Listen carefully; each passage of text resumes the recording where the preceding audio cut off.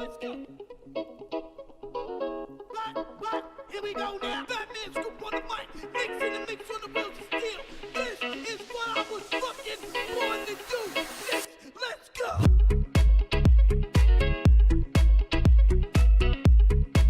Yo!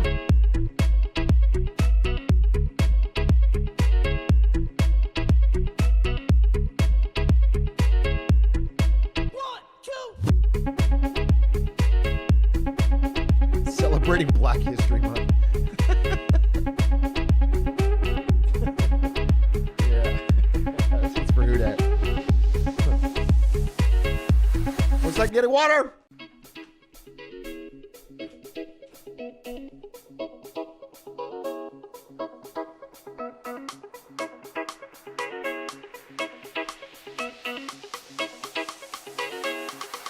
From the top, let's go.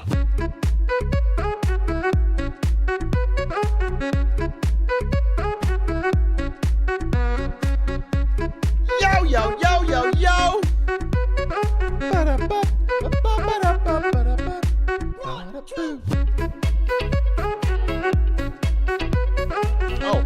Oh. Turn this down a little bit. Hey, yo! 1, 2.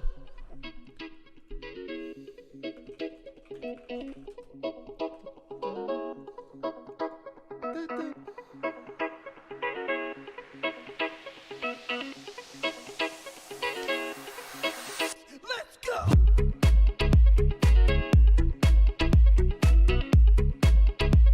Yo! How are you doing? Welcome to Marketing Monday on a Tuesday, aka Targeting Tuesday. 1, 2. What's good? HR, I've been watching Hitman content since day one. You said something else, but I didn't read it. Sorry. Something good? Hey! Cousin 404, thank you for the 4 months. I gotta tell you guys something. It's kind of important. It's actually really important. Let me actually pause the music. All right, look.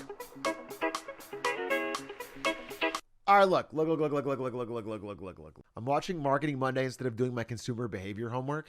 What the fuck's homework ever taught anybody? Riddle me that. That's bad. That's probably a bad lesson. Probably bad example to the youth. You should dye your eyebrows blonde. Why would I do that? What would be the gain to dyeing my eyebrows blonde other than looking weird as fuck? What benefit would it get me? If I'm in a business meeting, and my eyebrows are just randomly dyed blonde, it would look so strange. Homework taught me that life sucks. Oh, get over yourself. Listen, I'm generally on your side that homework sucks, but don't be so stupid. So stupid, dude. Get over your fucking self.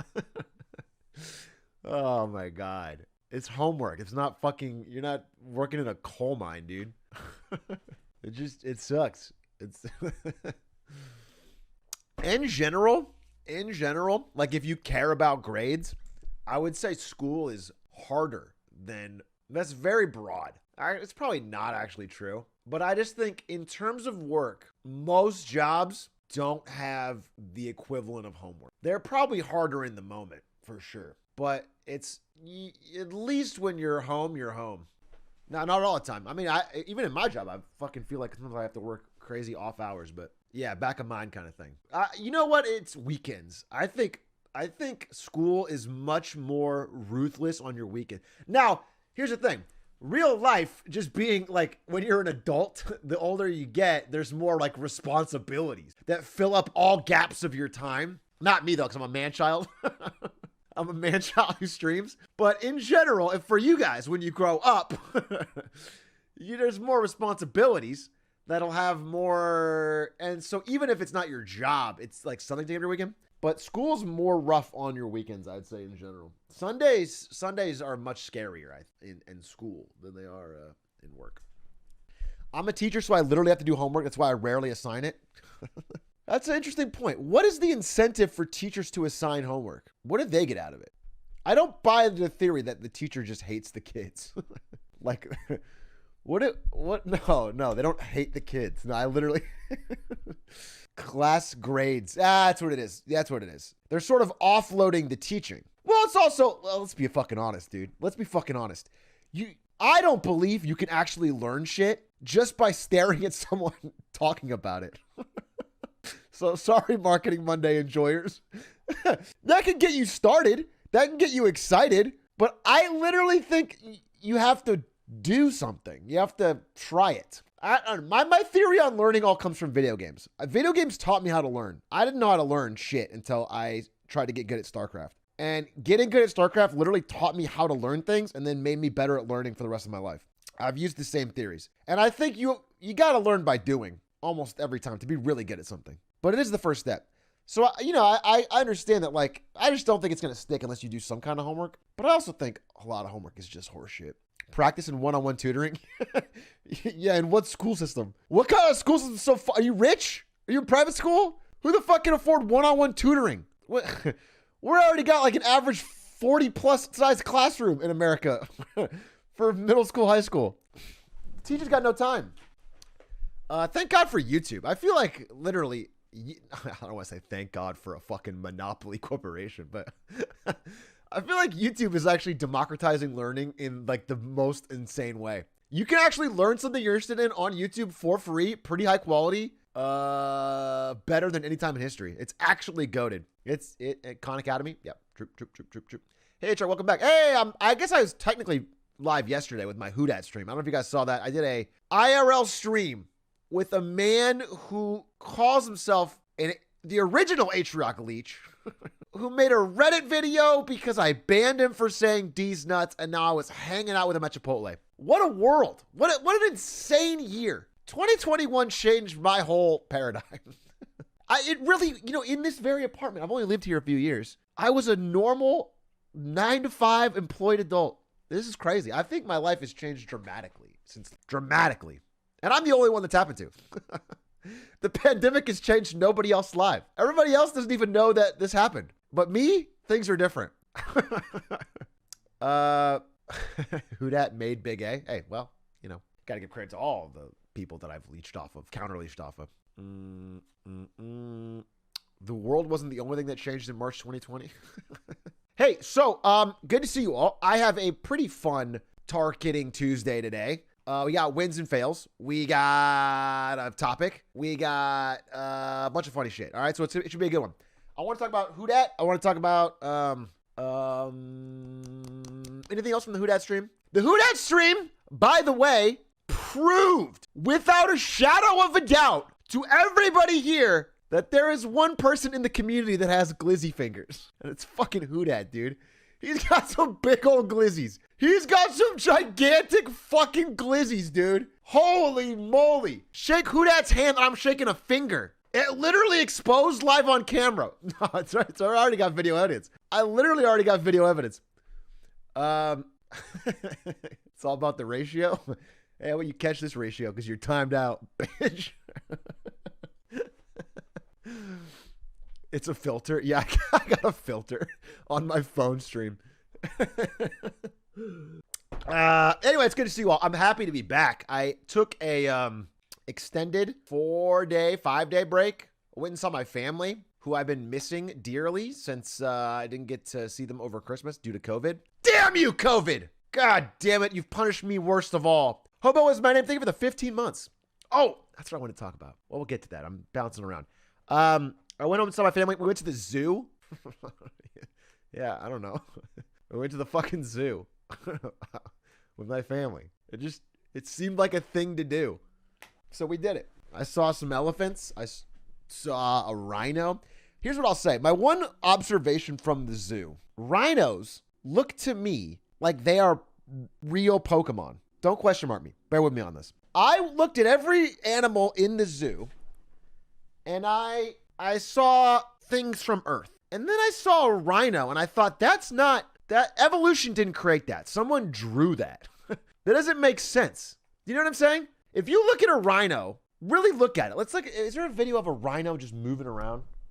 Hold on. I think when you see this is all about the rhino. This is not what I wanted at all. Oh, this is my OBS. This one. This is little. Give me like just a rhino. This is like, okay. Wild Rhinos? This is like an artist named Rhino with 79K subscribers. Imagine he fucking bangs though, huh? Shamu? Let's listen to it. Ooh, Sam, killed it. Yeah, rap game Freddie Benson. They stay asking me when I'm gonna learn my lesson. I was born in 97, think I know wrong from... Born in 97? Fuck you. You know shit about rap, all right? Sorry, Rhino. And I'll say that on God. All right, look. It's up to you. You can. Let's see. So take a look at this. I know that if you came here for Marketing Monday, Marketing Monday on a Tuesday, you might wonder why I've opened the stream with rhinos. Let's just listen. All right, listen. Earl Switcher was born in 96. Yeah, 96 is the cutoff. Everyone after 96, no. Unless Young Gravy was born after 96. Young Gravy gets a pass. The best Zoomer rapper. We'll talk about it. Anyway, I don't understand how a rhino exists. And especially the one I saw was extra fat. And it just seemed like, why does it have this huge, like fucking giant 1-2 ton body with these little stubby little legs? It can barely move. And then this random horn. It seems so bad. You know? It does, it's not graceful. When it moves incredibly slowly, and it just lumbered around. And I was just like, why wouldn't this be like a panther with a horn? You know, why wouldn't it be svelte and fast and muscular? You really expect us to believe this? What do you mean? I don't want you to believe that it's a Pokemon. I'm just saying. To me, of all the animals in the zoo, the rhino was the most one that looked like this could be a Pokemon. Straight up. Like, if someone told me this was a guy in a suit and it was like a Pokemon day, I would have believed it. They run fast as fuck. Well, he wasn't running when I saw him. Tough skin, it's his main defense. It doesn't need to be fast. So it's more like a tank, huh? Well, it's very interesting. And then the horn, just the whole thing seems like it was like an artist's design of an animal. It just didn't make sense to me. Everything else made sense. Like giraffe, you get it. It's got the tall trees. It's trying to nibble on the trees. But the rhino, why did it end up this way? It's like a tank, but alive and made of skin. Well, you made it sound badass. Who dat? Thank you for the raid. And on Black History Month, no less. Thank you. Rhinos look like NFTs IRL. Okay. I'm done with this subject. You ruined it for me. We're moving on. I'm done. I don't want to talk about it anymore. You ruined it. I could talk about rhinos for the next 3 hours and you ruined it because you turned them into NFTs. God damn it. Fucking God damn it. How do I skip to the marketing? I have to do this every time with the one person that says it. I ban you. I ban you and then you watch the video. All right? That's how we skip it. I got a lot I want to talk about. I might go back to the rhinos. You fucking push me. You ever seen a giraffe? Yeah, I saw a giraffe right before the rhino. It was fascinating. Listen, I had a pretty good time at the zoo overall. I'm not going to rule it out. I never thought I would, as an adult, just go to the zoo with my family. It just didn't feel like a thing I would do. And we did it. It was fun. Ari was there. Ari's family showed up for some of the trip. It was great. I had a good time. Listen, I needed this. I needed this break. And I enjoyed it. I'm trying to think of anything else. Just the weirdest part of the whole adventure was meeting up with Houdat in person. I didn't expect... That's the first person, I think, from my stream life that I've met up with. I think that's true. I think it's the first person from the community I've ever met. I knew Ludwig. Oh, Linkus. Don't say Ari. You think I didn't know my fiance before I started streaming? Linkus. But you know what? I was more thinking of someone who, someone just from the community. You know, I've never met I haven't even met Quack. I haven't met Forehead. I haven't met anybody of the people that I interact with a lot on stream. And yet I met Houdat finally. And let me tell you, way worse in person. Asshole. I didn't meet Maisie. No, he was really nice. In fact, I'll be honest with you. I gotta send him some money, dude. It's weighing on me. I have a little thing called pride. And the fact that he's 19? And he not only drove me to the airport, but paid for my Chipotle. Bro, what the fuck? Yeah, I can't be going out here fucking mooching off. I mean, you got to leech off the leeches. Passive income, baby. You build the leech and then you get the free Chipotle. I don't know if any of you guys saw the stream, but let me tell you, this part bears repeating. He pulled up to my family's house. By the way, I was very nervous I gave him the wrong address. Huda, you don't know this? I gave you the wrong house address in the neighborhood just to make sure that like, I wanted to meet you outside, but I gave him the wrong one. And so he comes in the neighborhood and he zooms right past the house. I was going to meet him in the street and just like make sure, I don't know, just to fucking get a vibe check or whatever. And, but the problem was I was lazy and I was inside with no shoes on. And I was like, and he's like, I'm here. And so I was like, fuck. So I just run out the actual house as he's passing. So the plan went out the room. And, so he zooms right past the house. He turns back around and he's super nice. But I open up his car door instantly. And in his back seat is like fucking cables, jumper cables, duct tape, fucking small knives. Like what the fuck, dude? Like, what? Is this a kidnapping plan? His tools, yeah. Zip ties. Nah, I mean, it was mostly just trash and jumper cables. But it looked, I mean, the clamps were right there. You know, it looked suspicious. But he was actually extremely nice. He was nice to my family. He said hi to everybody. And then we went to Chipotle. Had a good time. I talked to him a little bit off of the stream about his plans for the year, and I'm excited. I hope he blows up. I hope he has he's going to go real hard on consecration this year, and I hope it does well for him. It'll be awesome. It'll be awesome to see him actually just become a full-time consecrator, able to make a serious living on it, and yeah, who that summer for real? Let's make it happen. And you know, he's got to have dedication because he drove fucking 2 hours to farm like one clip. Bro, he drove 2 hours to eat Chipotle and pay for it, drive me to the airport and farm a clip. And guess what? We at the top of LSF, baby. I'll play this right now. We at the top of LSF. Now that's a real fucking leech. That's a man who's got dedication on the mind. Let me pull this up. Okay, never mind. We're getting absolutely bumped off the front page by 100 Germa clips, but we were there.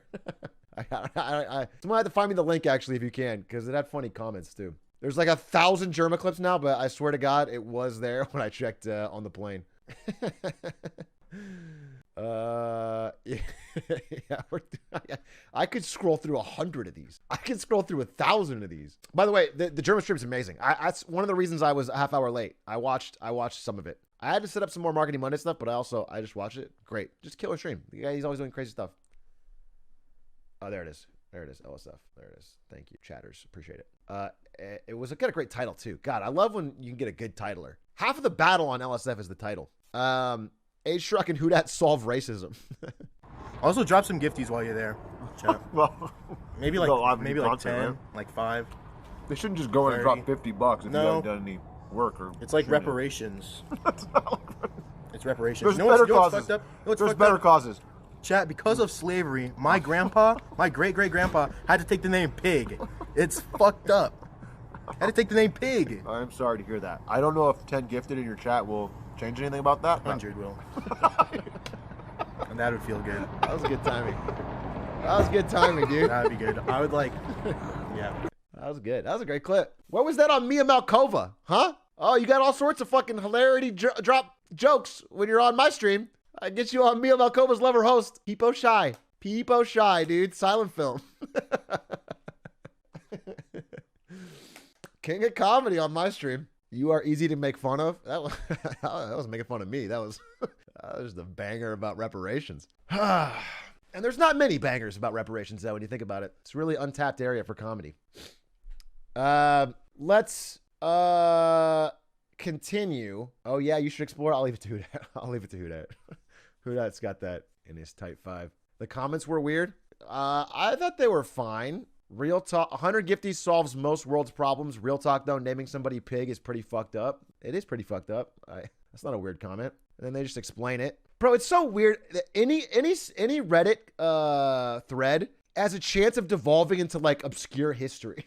You know, it could be like, you could go on even one of these random German clips and just be like talking about, well, those stage lights are kind of weird. And then it'll go into 100 fucking comment thread on like how stage lights came about. And they go incredibly too deep. It's not the place for it. The only thing I thought was probably bad was down here where we got comment removed by moderator, comment removed by moderator, comment removed by moderator, comment deleted by user, comment removed by moderator, This was probably where the racism was. If I had to guess, this was probably where the racism was, if we could isolate, where it, who dat is a fucking beautiful man. That's a mean, somebody said some mean stuff about Neg Neg. Not cool. I was thinking about it in the car.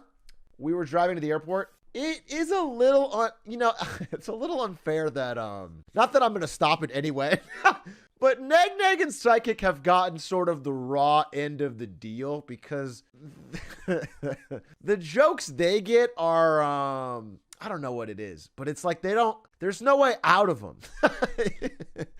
You know? I don't know what it is, but like maybe they're not mean. It's not like it's mean. It's just like the joke for Who Dat is that I don't know that he's a Chad, which he's not. Let's be clear. Also got very glizzified fingers. I didn't even say it enough in person. Who Dat, you got some glizzy hands. All right, that's all I'll say.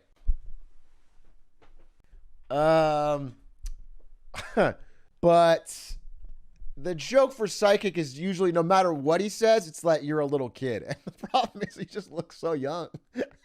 So it's always funny. So I don't know. I was thinking about it and I don't know. But it just seems like it's easier for Evan and for Who Dat to sort of expand off of their first videos. Yeah, I don't know. Anyway, we'll give it a thought. I don't have a solution. But Neg Neg and Who Dat are going to live together, I think, and make content, which should be fun. Check it out. Monchies, thank you for the 7 months. All right, we're about to jump in. I'm about 8:30. I'm about 3 minutes away, and then we're going to jump right in. Oh, I'm getting calls. It better not be from... It's from physics? Physics.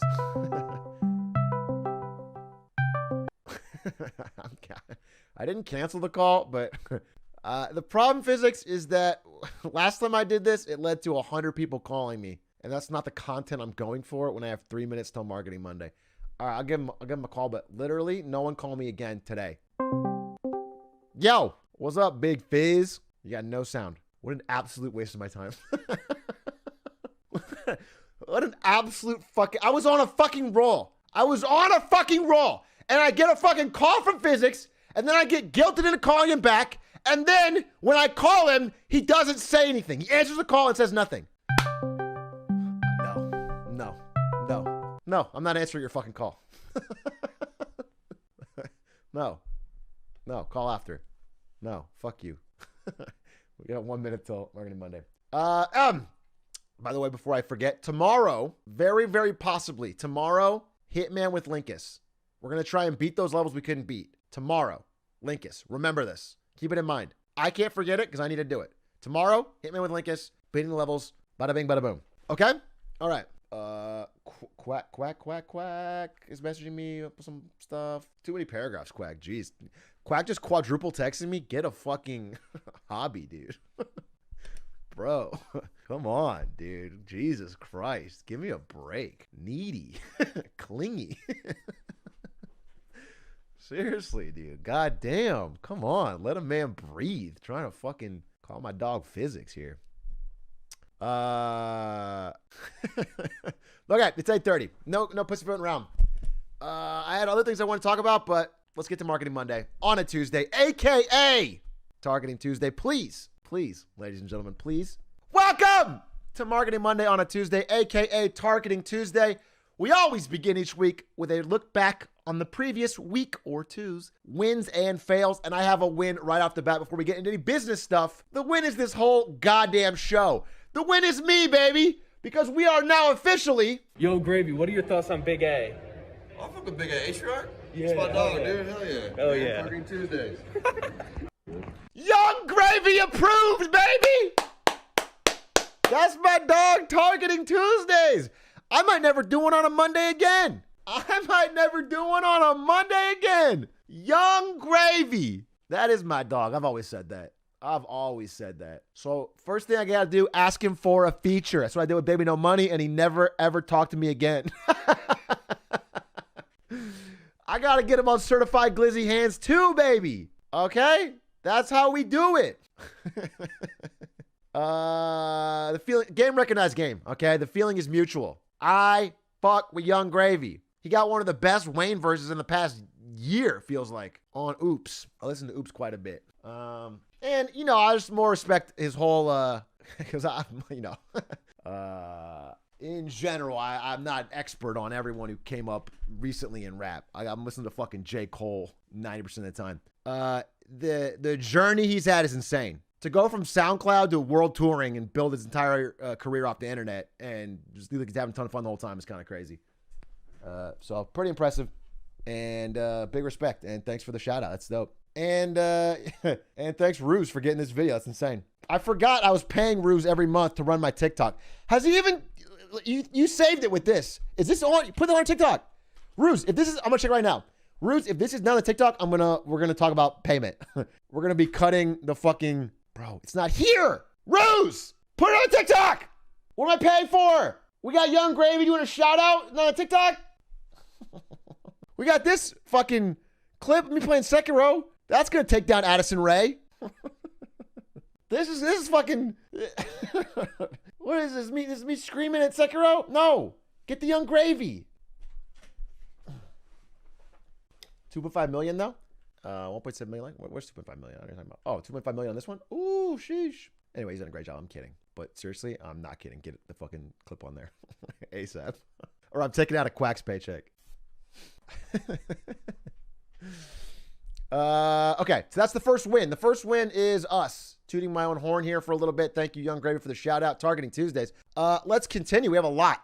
We got a lot of wins and fails because I've taken a couple days off of Marketing Mondays. Okay, well, yeah. Okay, let's give a first real win. The first real win goes to bum bum bum bum. No, it's not you in chat. A necessary win for YouTube. Okay, Valkyrie is their biggest creator, I believe. At least their most public-facing YouTube switch. And if she had left, that would have been, well, Ludwig can't leave now. Ludwig's locked in for at least, you know, his full contract. So if she had left, it would have been a real bad sign because she was sort of their momentum spark for this new wave of YouTube gaming. And her leaving would have been a sign that she gave it a try, got big on it, and then went to another platform. But instead, she blew up on YouTube and is staying on YouTube, which is a good sign for their strategy. Now, again, they're having their own issues, banning Ludwig every 5 minutes after he's their biggest acquisition in the recent years. But her agreeing to stay is big. It's a vote of confidence in their system, and it's big for what they might have planned next. Tangentially to this, Pokemon's contract is now up for renewal at Twitch. She has ended her contract and is preparing a big announcement in just 8 days. And I'm going to say right here, right now, it's a real toss-up. I would love to make a prediction. There's a lot in either camp. Well, I'll tell you, it's not Facebook. No, it's YouTube or Twitch. It's YouTube or Twitch. You don't know. Well, listen. If I did know, I couldn't predict. So that would ruin it.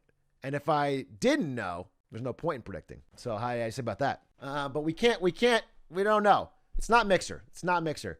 But it would be insane.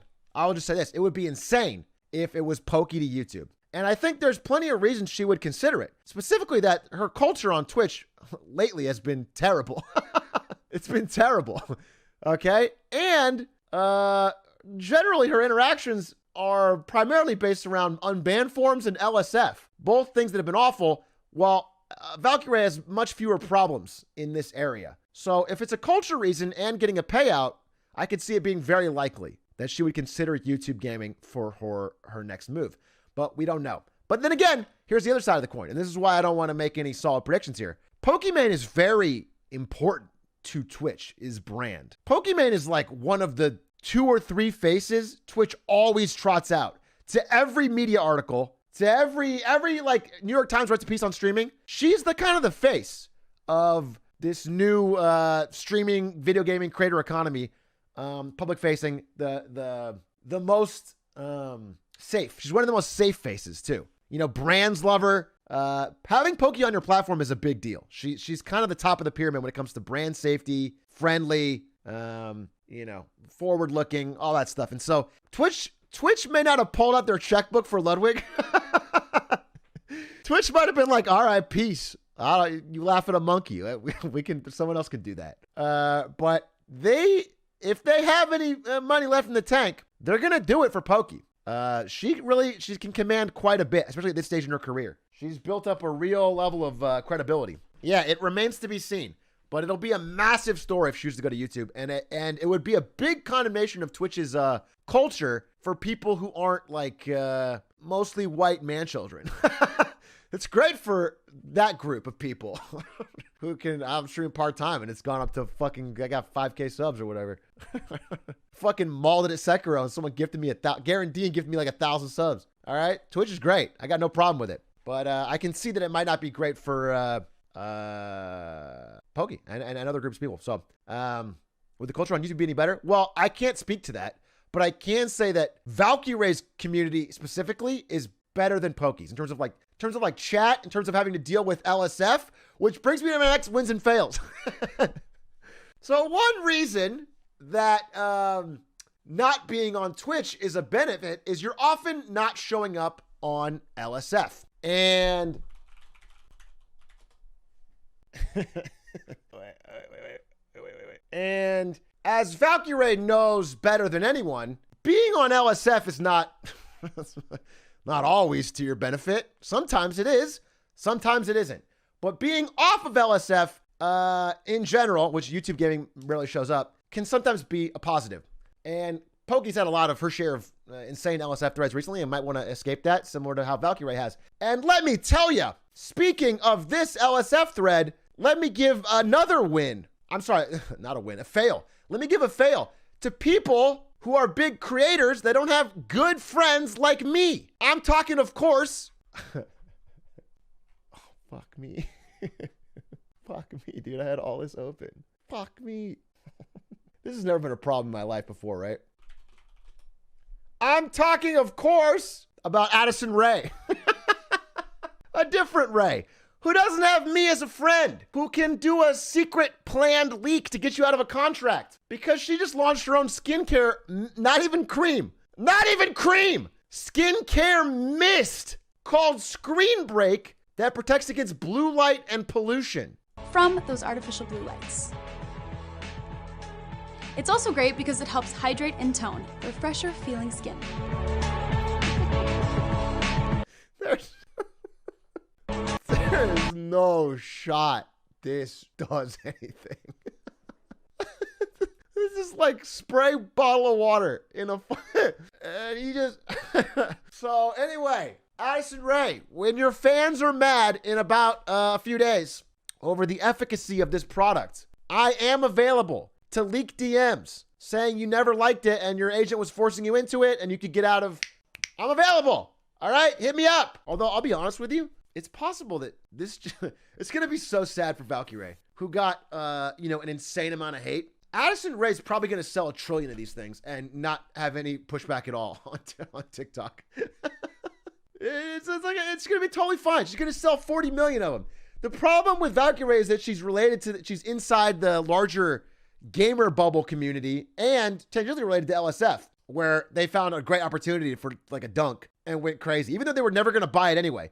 Even if it worked, you know what I'm saying? Even if for some reason the skincare cream worked and somehow stopped the dangers of blue light, they were never going to buy it. It was never on LSF's plate, but they decided it would be a great time to go, So anyway, she'll probably get away with it and make $1 zillion, but I feel a little bit bad about how it worked out the first time. That being said, what a stupid product. I do want to just dunk on it real quick. It's an extremely stupid product. Yeah, just a really, really, but who knows? I have all this blue light. I might need it. So I might get the spray. I might buy the spray. So that was my fail. The win though went to Valkyrie for re-signing. And of course the mystery winner fail goes to Pokemon. We have to watch with bated breath to see which platform she signs with. Going to be a big story. Actually, a massive story. If she goes to YouTube, it's actually a massive story. That's big. That's a spend that will hurt Twitch. Another win. Moving down the list here. Let's give a win to Lonely Nerds. Hey.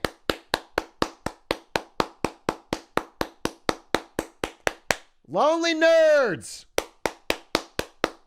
big win to all of you because guess what? I saw this on Twitter and it freaked me out. Replica is a #1 chatbot companion powered by artificial intelligence.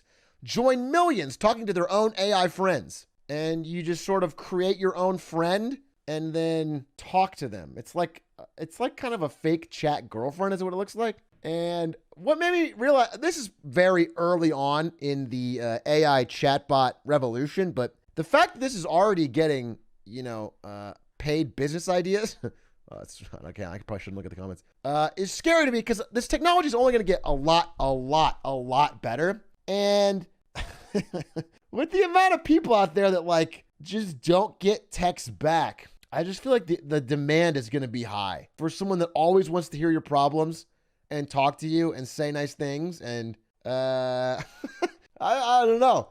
It's like it seems far away until it's not. And this is a real thing that has real customers. I'm not saying it's massive, but this is a real thing that people are paying for and using. And it's the beginning. And it's only getting better, and data's only making it better. So I guess it's a win for lonely nerds, but it's kind of scary for society. We'll see where it goes. No thanks. What did you say? I have a support ticket? I can't wait for the AI to ghost me too. Imagine. You're talking to fucking Jenica, your AI chatbot, and you start talking about League of Legends strategies. You there? Hey, you just haven't responded in a while. She gets you with a K. That's a speed run right there.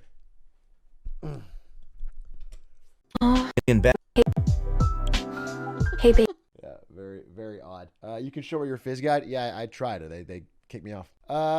Anyway, we'll see where it goes, but I can't imagine it's going to be healthy, for a society where, at least, listen, right now we sort of all divided ourselves into different sized bubbles, different kind of echo chambers where we find people that like the same things as us and agree with us mostly, but it's still a human being. So if you say some totally whack shit, they'll be like, yo, that was kind of weird. Even listen, I'm not saying the H-Rock community is a fucking bastion. You go to my Discord, if you're weird enough, you get banned. But if you end up in a world where most of your friends are AI that love you, what is there any reality limit on your thoughts and ideas at all? It's like it's like everyone has to live like Kanye West where you're surrounded by yes men. There's nothing stopping you. You can be as crazy as possible because everyone around you says yes. It's not a utopia. I can become Kanye. Yeah, but you don't have any of the creativity. Celebrity Simulator? Yeah, I don't know. It's a dangerous path, but it'll be an exciting one. We'll see. Well, strap in for an exciting next 10 years. Let me give a win, though. Hey, let me give a win. This is a marketing, ostensibly, show. It's not just business, not just rhino discussion. Let's talk about, I saw an ad. I don't often see ads that really pop to me. Most ads are generally bad, made by lazy marketers. But I thought this campaign by Twitter was actually pretty excellent. And so I wanted to shout it out. Let me pull it up here.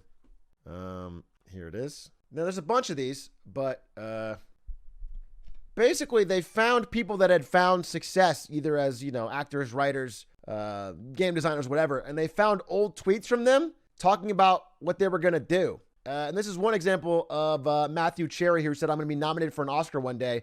And then they superimposed it next to them doing it. And I thought it was a pretty sick idea. There's a bunch of these. This was the one they built it off of. But I thought it was a pretty clever, especially in the space of billboards, which are rarely clever. I thought it was a really clever idea. It kind of showed off the product really well.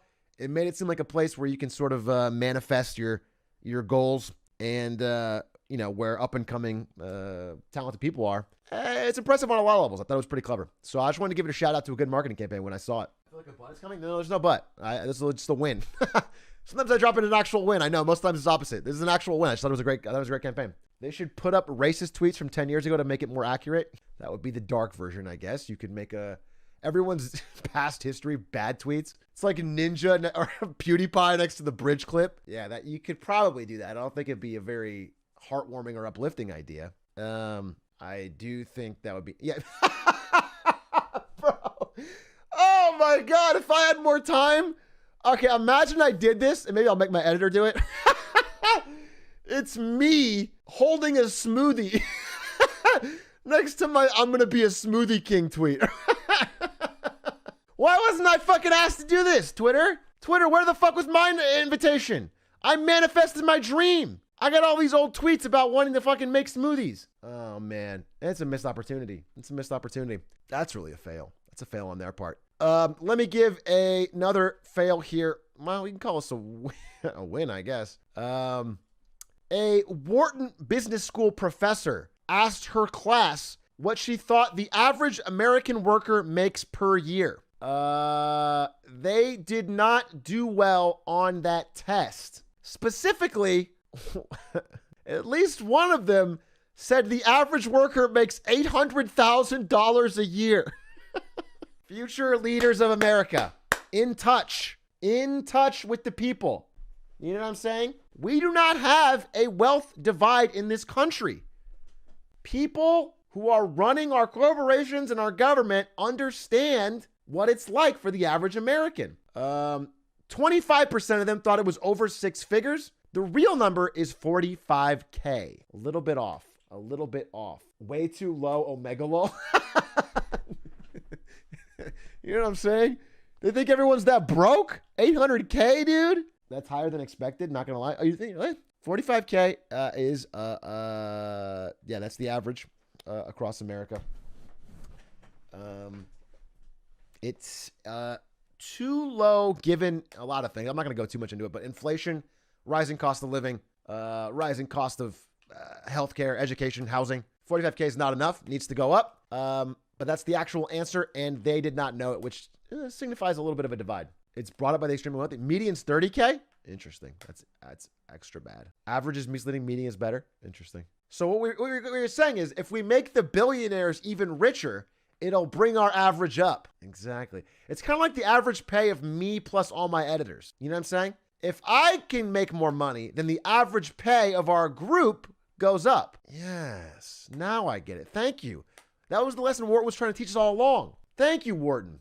Speaking of this, this is a terrible time to bring it up, but speaking of this, I did think it would be kind of dope. Such terrible timing. This is such bad and terrible timing. I'm not even going to do it. I'll tell you later. I'll tell you later. This is terrible timing. This is terrible. I have an interesting sub goal, but I feel like this is not the time to talk about sub goals, given that I'm already at an inflated level of subs. All right, I'll tell you. The point is, I thought it would be really funny since I'm never going to hit the heights of subs that I'm at again because I got a massive infusion due to Garen Dean and some other Sekiro fans, that it would be fun to be like I think the only person ever who's part-time hit 10K subs. I'm only about 700 away.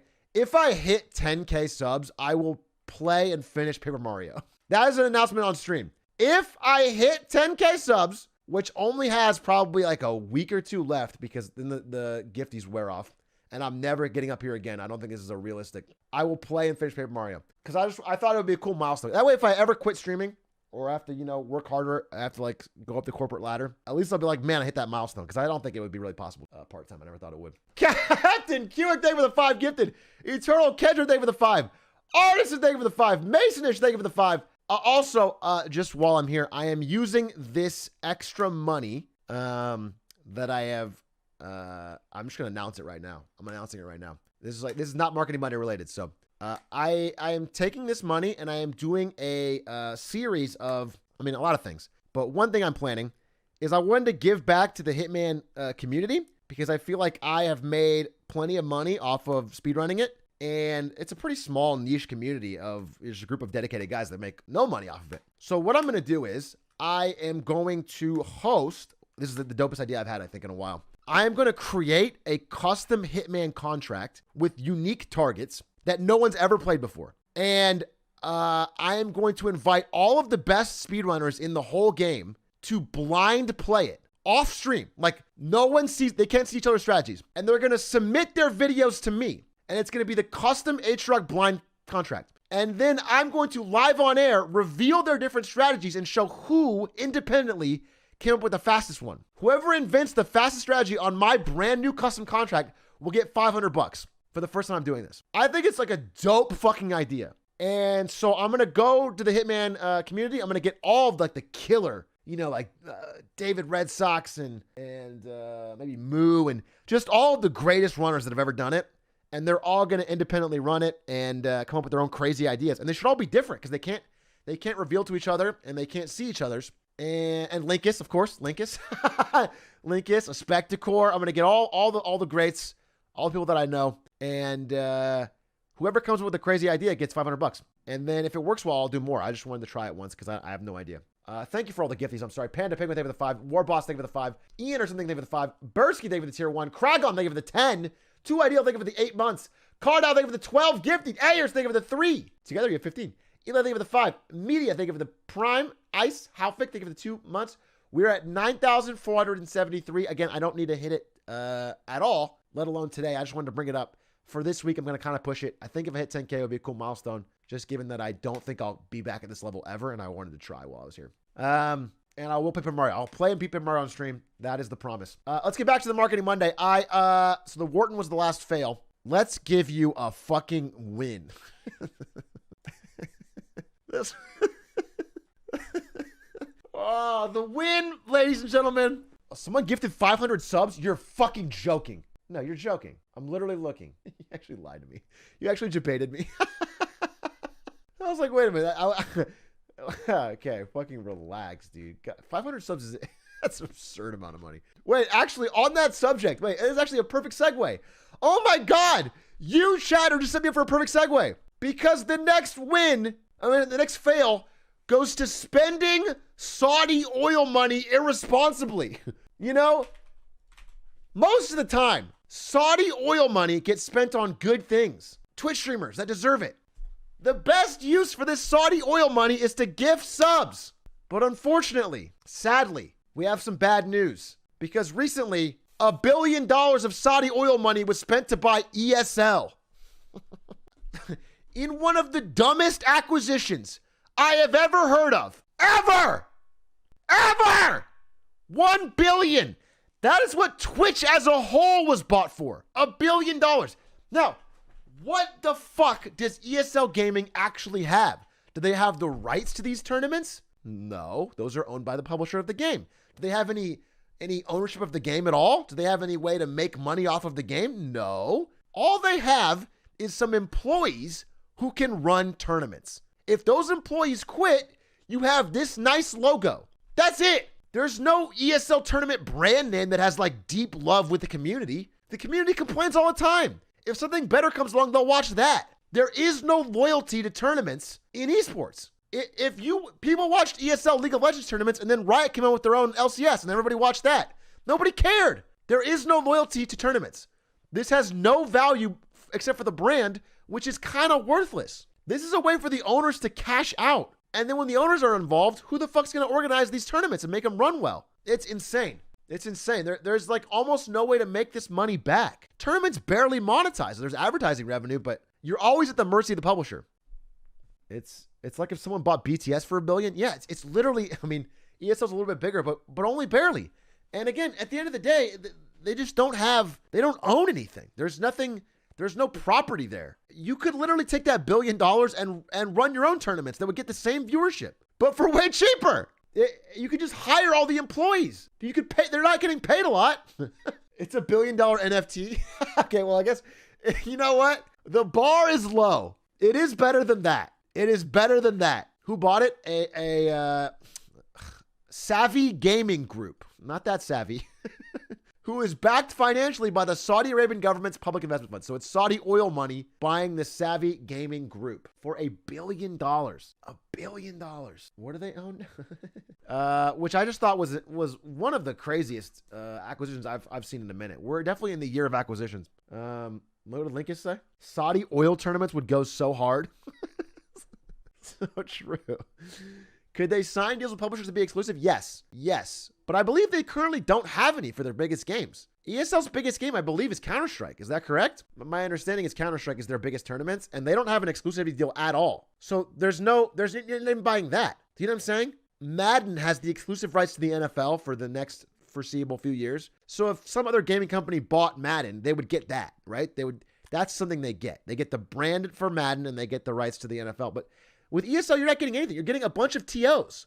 underpaid TOs that put on Counter-Strike tournaments. It's like the whole thing probably costs chump change to put together. It's like you get a streaming setup, you get people already hate the tournaments. They complain all the time. That being said, they have the CSGO prize pool is now a full tank of gas. Hey, with the way inflation's going, that might be a pretty powerful prize pretty soon. That might be. You know, for $1 billion, you could have bought every CSGO team and forced them to compete in your own tournament. It's so inefficient. It's like they got so little for what they paid. I'm baffled. I'm actually baffled. It's because they have so much money to spend. It's the oil money, I guess. But if you're gonna spend it stupidly, please, I could use the gifted. I could absolutely use the gifted. Okay. Let's go on to the next one. That was a fail. Let's talk about a win, though. I'm got to balance the fails with the wins here. I'm fair. Speaking of not CSGO, but of Valorant, I want to give a fail to every Valorant streamer. I said win. This is a fail. To every Valorant streamer, because you're all on notice. There's a new Valorant streamer in town, and her name is Kourtney Kardashian. Who streamed herself playing Valorant to 161 million Instagram followers on her IG stories. That's right. Esports is hot now. Esports is cool. She's a Raze main. Imagine it was like serious hardcore Raze tips. Yikes, down 2-0. She can turn it around. She's playing Reyna. What are you guys even talking about? This is Reyna. I don't even play this fucking game and you're fake fan. She's not Raze, she's Reyna. Oh, it's wrong? Why is this one highlighted? That means Reyna has ult.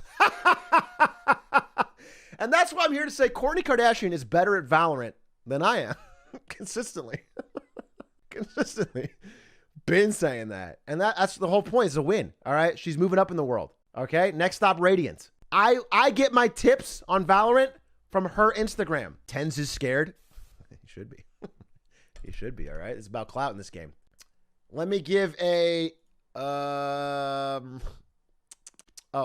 easy fail.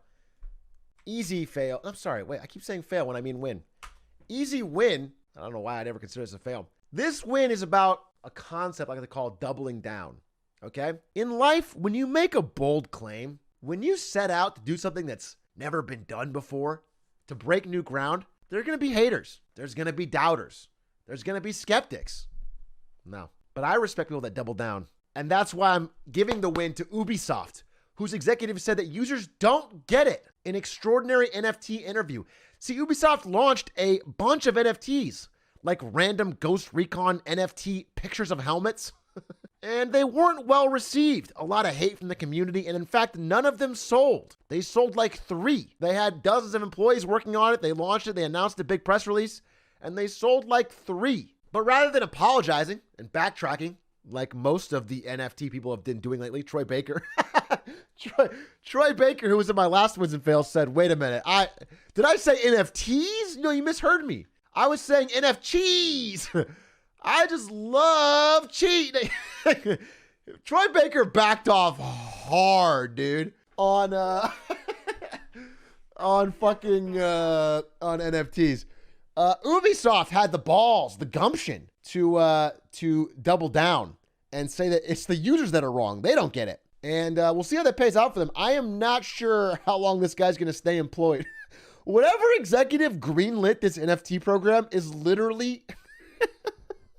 He wasted so much money. He wasted so much money and time. And I'm quite sure he was promising his bosses every step of the way that they were going to get it. Like, this is going to be a big deal. This is going to make us some money. This is going to be a good growth. And so all they got was bad PR and no money. Oh my God, it's going to be bad for his career. I feel bad for him. Only slightly. Big win for him from doubling down, though. Speaking of doubling down, I have so many. I have so many today. Speaking of doubling down, I did a Marketing Monday a while ago on CD Projekt Red's $1 billion fall from grace. If you guys recall, CD Projekt Red hit a massive valuation right before the release of Cyberpunk 2077. And then upon its terrible, much denigrated release, it plummeted massively to a mere fraction of what they used to be valued.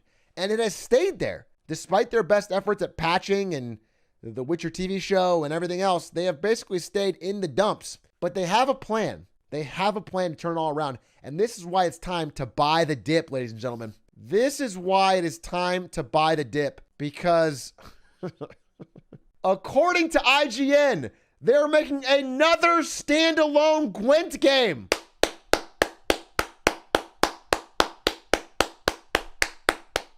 Yes! This is what they needed! Woo, baby, yes! CDPR gets it. Fans wanted a standalone Gwent game. Ideally, and I'm praying to God, it's mobile. And I'm praying to another God above that there's some form of crypto involved. By God. If I could buy some sort of Gwent coin and get an NFT of my cards, oh, please, God! As a gamer, that's what I pray for every night. This is what's going to save the company, okay? Get ready for this to go to the moon. I would buy the dip right now. Get in while the getting's good, because there's no stopping this train once Gwent coin takes off. Yep. Okay, now speaking of NFTs, this is a small win. Kanye West. My focus is on building real products in the real world. Real food, real clothes, real shelter. Don't ask me to do a fucking NFT. Hey. Hey. It's not often Kanye gets a unequivocal win in the public eye. That's a dub, boss man. That's a dub. Good take from Fantano. This man didn't even give Beautiful Dark Twisted Fantasy a 10. And he gave a good take on this. Can't beat that. And you know what?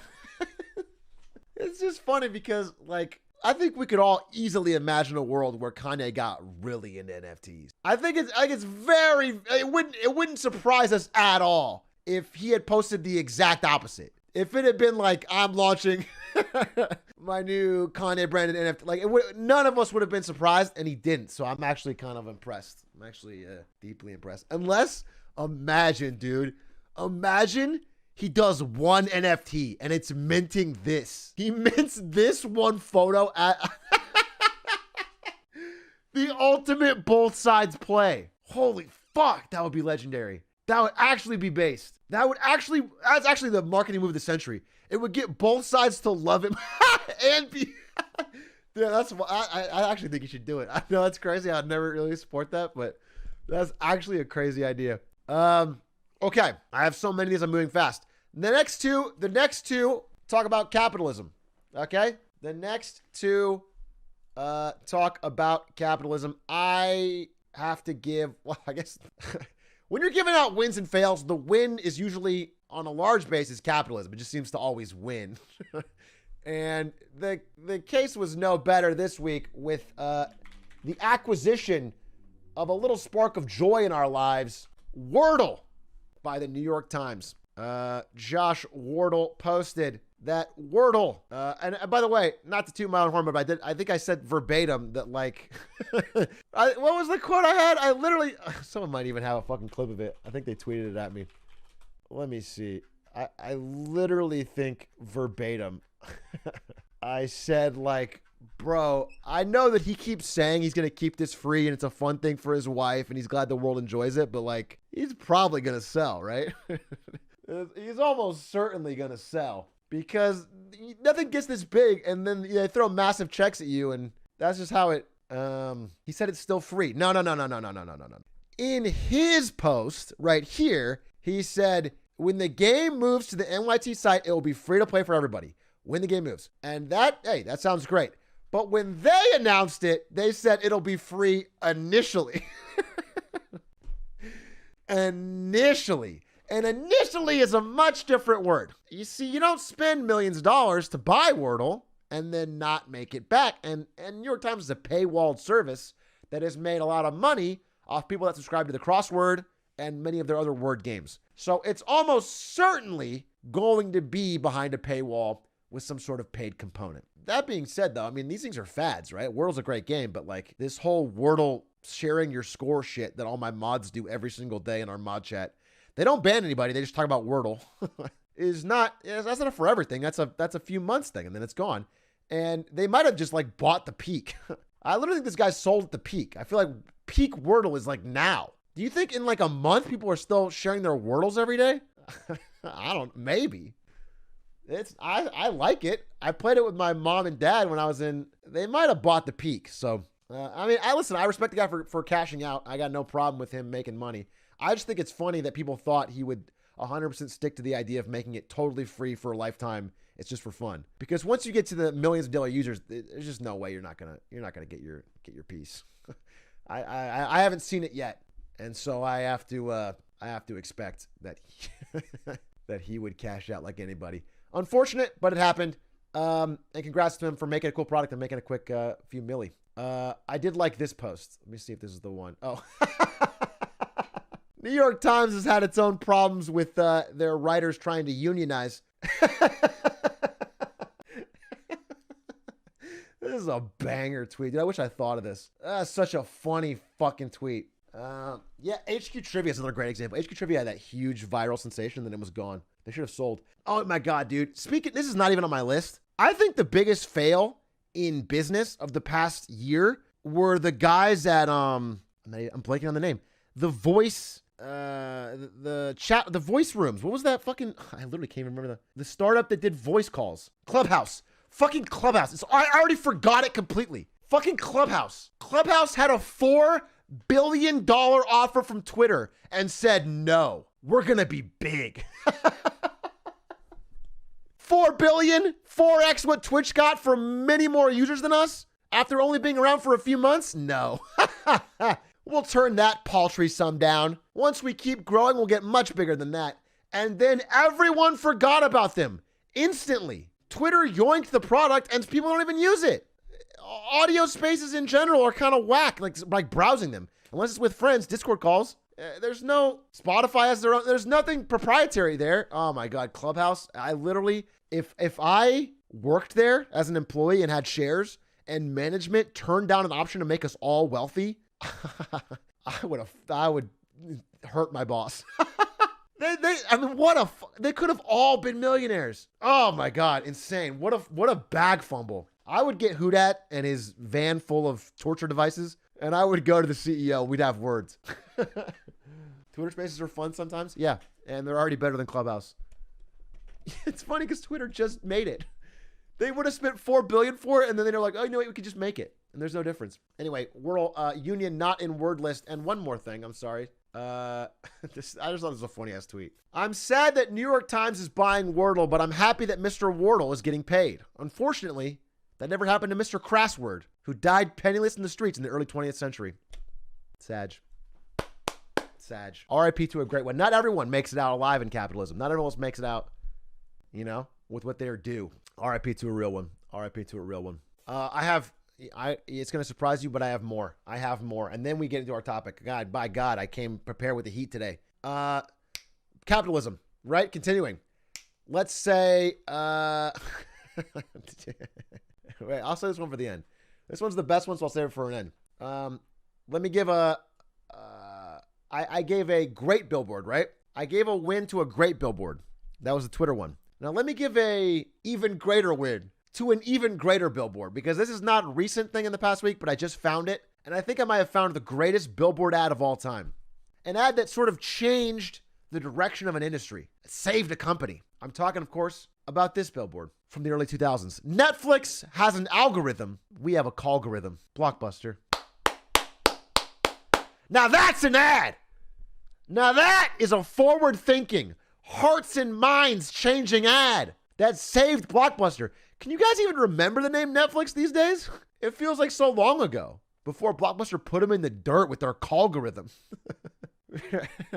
They foresaw that the next generation of millennials and Zoomers would love to use the phone to call to ask what movies to watch. It was so forward thinking. I can't think of anything people love more amongst millennials and Zoomers than calling. So congrats to Blockbuster. What an amazing dub there. By God, I'm glad I found that. It's Germa. He is a little Germa-esque. Young Germa. Hey, I don't know what his early career was like. Okay, continuing. Okay. Well, I've been doing a lot of fails. Let me give a win. You know how people often say you'll never make a career off of playing games? A lot of boomers will say like, hey, you play games all day, you're not going to be able to get a job. You're not going to be able to turn that into a career. Well, guess what? Show them this. Because turns out Mexico's real-life drug cartels are recruiting drug mules on Grand Theft Auto Online. That is a pipeline. You sit around, you smoke weed, you play GTA Online all day. Uh-oh. Now you got a job in a growing industry. The cartels are making more money every year. They're finding meth mules inside of the world's most popular games. And if you're out there thinking, how do I get a career? Play some more GTA Online. It's an easy way in. So show this to your parents. Let them know they were wrong. It's all right for you to sit around on a beanbag and play GTA all day. Less boring than GTA Online. Imagine becoming a drug mule for the excitement. Yeah, I'd do it for the thrills, really. Sorry, that was just an incredibly stupid thing to say. Okay. It's a side mission, don't worry.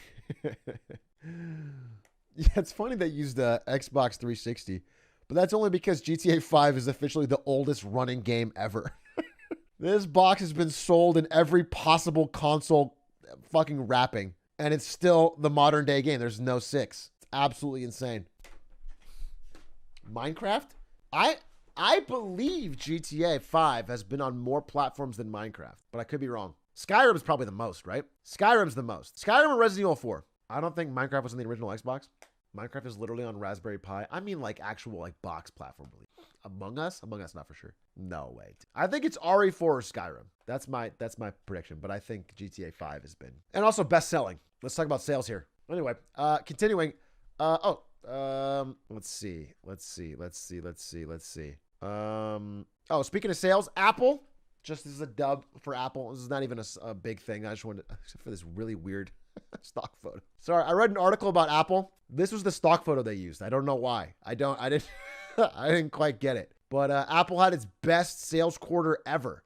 And I want to think it's almost entirely due to my video about Apple's branding. The timing lines up insane. They literally sold more iPhones, more iMacs, more everything except the iPad, watches, AirPods than they ever have in any quarter ever in their history, all this quarter. Kind of a phenomenal blowout that I did not expect. Why is she carrying the phone like that? How else would you carry it? It's so big. Clash of Clans players before the clan raid. What does that mean? I don't get it. I truly don't get it. I don't grasp that. All right, last one. I think that's the last one. I think we're there. I had a small NFT one. Just speaking of Minecraft, while we're on the subject, NFT Minecraft project sells $1.2 million in tokens and then deletes everything.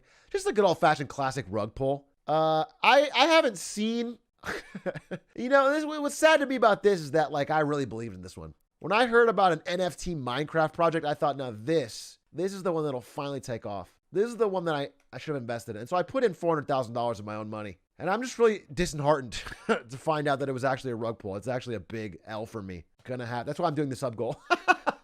If you're wondering why I'm doing my 10K sub goal, it's because I really believed in the Blockverse MC. Really believed in it. And it's such a fucking pain. It's just such a gut punch, you know? Yeah, I bought the dream skin. Well, that's going to be worth something. Oh, whoops. Intro again. Blockverse plus blockchain, it has to work. That's what I've been saying. That was my biggest argument. Okay, finally, last one. Last win and fail, and then we're going to jump. It's 9:30, so it's perfect timing. Last win and fail, RE capitalism. I don't know if this is a win, a fail, a fucking sign of the times. This one broke my brain. It's not necessarily from this last week, but by God, the M&M's characters are being redesigned to be more inclusive. What a win for inclusivity, huh? Thank God. This is what we needed in this divided country. Thank fucking God, dude. Now that I think about it, between this and me and Hoodad's stream, we've finally ended racism. Thank God, dude. Let me just show you some of the reactions. It's not just about race or sex. It's also presenting a general more dynamic and progressive world. Specifically, they're getting an updated look and personalities and backstories to align with the fact that consumers value inclusion and belonging more than ever. Will embrace confidence and a new pair of kicks. Red will tone down the bossiness. Orange will acknowledge his anxiety and more. Orange will acknowledge his anxiety. Yes! Finally! As a person who occasionally gets anxious, I would open a pack of M&Ms and I would see the orange one and I would be fucking, I would be livid. I'd be so thrown off because he's out there anxious as hell as me, but he doesn't acknowledge it. He's fucking living in a dream world pretending he doesn't exist. Thank God, dude. Because if he can't heal, how can I? Someone got paid for this.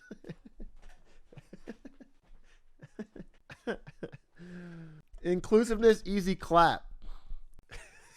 You know, I do think he has more reason to be anxious than I am because he's a giant piece of candy who is ritualistically consumed on the daily by millions. Him and everyone that looks like him gets packaged into plastic containers, shipped out to children who then eat them alive. Which I think they all should be anxious, you know? In factories, if they're sentient, they are literally food that's like hunted down, and orange M&M is valid. Please, he needs it more than ever. This one was nice. Everyone's lives would improve if we had things like paid family leave, universal pre-K, affordable childcare, and the ability to make informed decisions about our reproductive futures. Capitalism. LOL, no, but please enjoy these feminist M&Ms. The green M&M and the brown M&M will have a more friendly relationship, showcasing a force supporting women. The two characters' dynamic will have them together throwing shine and not shade. Yes! Shine and not shade. Bro, it always pissed me off when the green M&M and the brown M&M would fight. You know, it's like, come on, women. You gotta support each other. Let's see some shine and not shade. The two characters have sometimes been in odds in advertisements, but they have also been seen as friends, or more than friends in others, like this viral tweet from 2015 showing the two holding hands on a beach. What the fuck world do we live in? By the way, people saying they put this out as a distraction from a child labor lawsuit, I think you have more faith in the public to care about that had they just ignored it altogether. Realistically, the best way to distract from that would be to say nothing at all ever, and the public wouldn't care. That is a very unlikely occurrence. It's actually a more sad reality. That would make sense. That would mean they cynically thought this stuff was all a distraction. They knew it was stupid. No, they spent a lot of money and thought this was a good idea. It's much sadder. And they have child labor. It's both. They have this incredibly stupid fucking thing, and they have child labor. The M&M CU fans eating good this year? So true, dude. This is a big year. For fans out there that follow and support these characters, that really have put their faith and their friendship and their trust in these 5 M&Ms, finally they're getting to see some expansion in the universe, some evolution in the stories. You can see Tucker Carlson go mad about the green M&M on Fox News. If you have a clip, I'd love to see it. But speaking of the green M&M, bro, they literally took away the green M&M's heels and gave her some dusty ass sneakers to be more inclusive. Yeah. They got rid of her drip.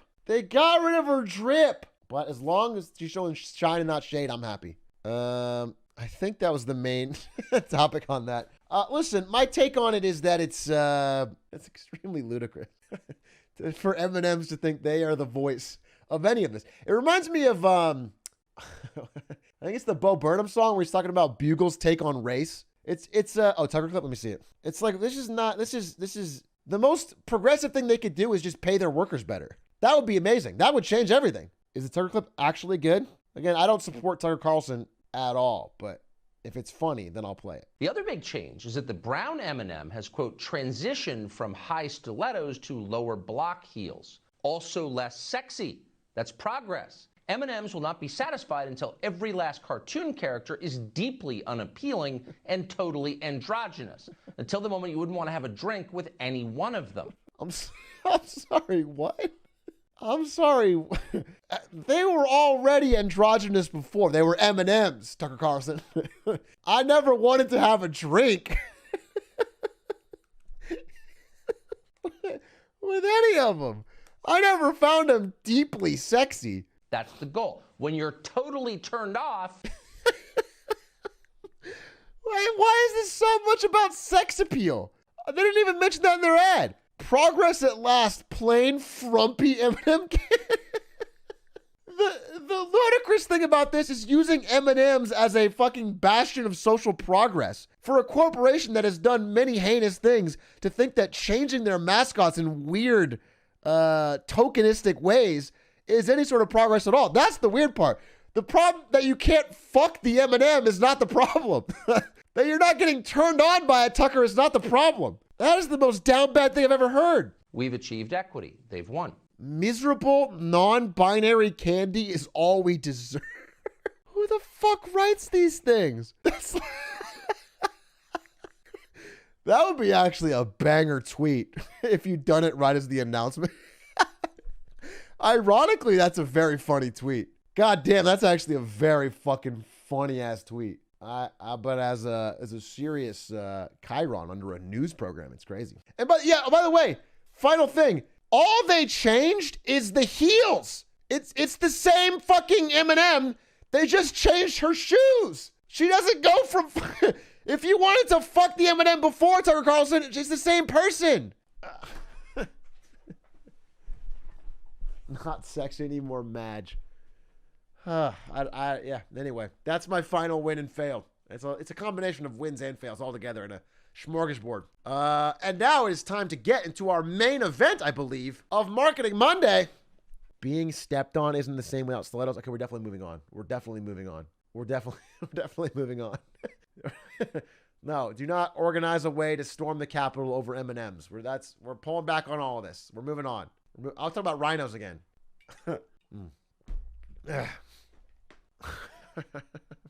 First they came for Lola Bunny and I said nothing, Sag. Okay, let's not use one of those amazing historical poems over this. Guys, we have to get into the main story today. We have to get into the actual main story today.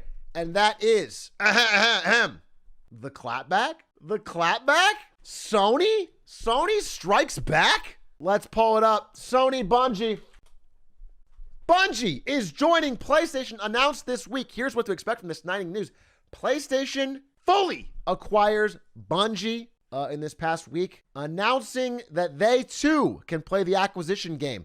And before we jump into it, let's just do a little back of napkin math, okay? I'm going to pull open Photoshop here. I'm going to do a little back of napkin math. Okay. In the previous week, we had, let's say, let's guesstimate it here. Microsoft, who, as we know, has a cash balance of about $140 billion. $140 billion in cash.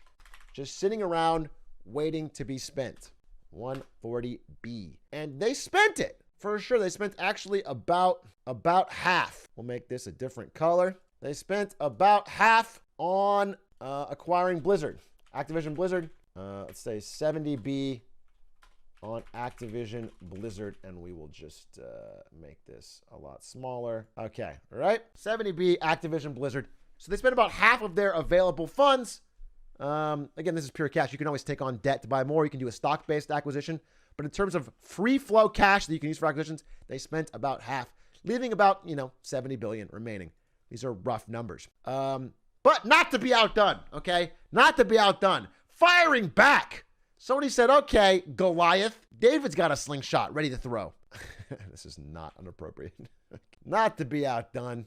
Sony also did a, here, we'll use a blue. Sorry, I gotta make this smaller. A $3 billion acquisition of Bungie today, around $3 billion. But percentage-wise, they owned them because Sony's total cash available is $5 billion. So percentage-wise, get owned. Get owned, Microsoft. Get absolutely owned. This is well over half. 3/5, baby. Get owned. That's right. Sony strikes back. Phil Spencer pacing right now. Now, that being said, the raw numbers will tell the whole story. And I think I want to dive into this because actually, listen, you can look at this number and you can see that they're in for an insane fight. In a world that doesn't really enforce anti-monopoly or antitrust, they're in for an insane fight. I think Sony is making moves, starting with this, I think, intelligent acquisition of Bungie to, if not equal them in scale, present a very strong opposing force. I think they are the David to Microsoft's Goliath, and they may strike that blow. They may be able to outlast. It's interesting. Let's talk about it more. Okay, let's jump into it. Let's talk about why they did it, why they made this acquisition, and why they spent They spent, I want you guys to know, $3 billion is overpaying for Bungie. They spent more than what Microsoft had been talking to Bungie about acquiring them for just a few years ago. Microsoft spoke to Bungie about acquiring them at around a $2 billion valuation just a few years ago.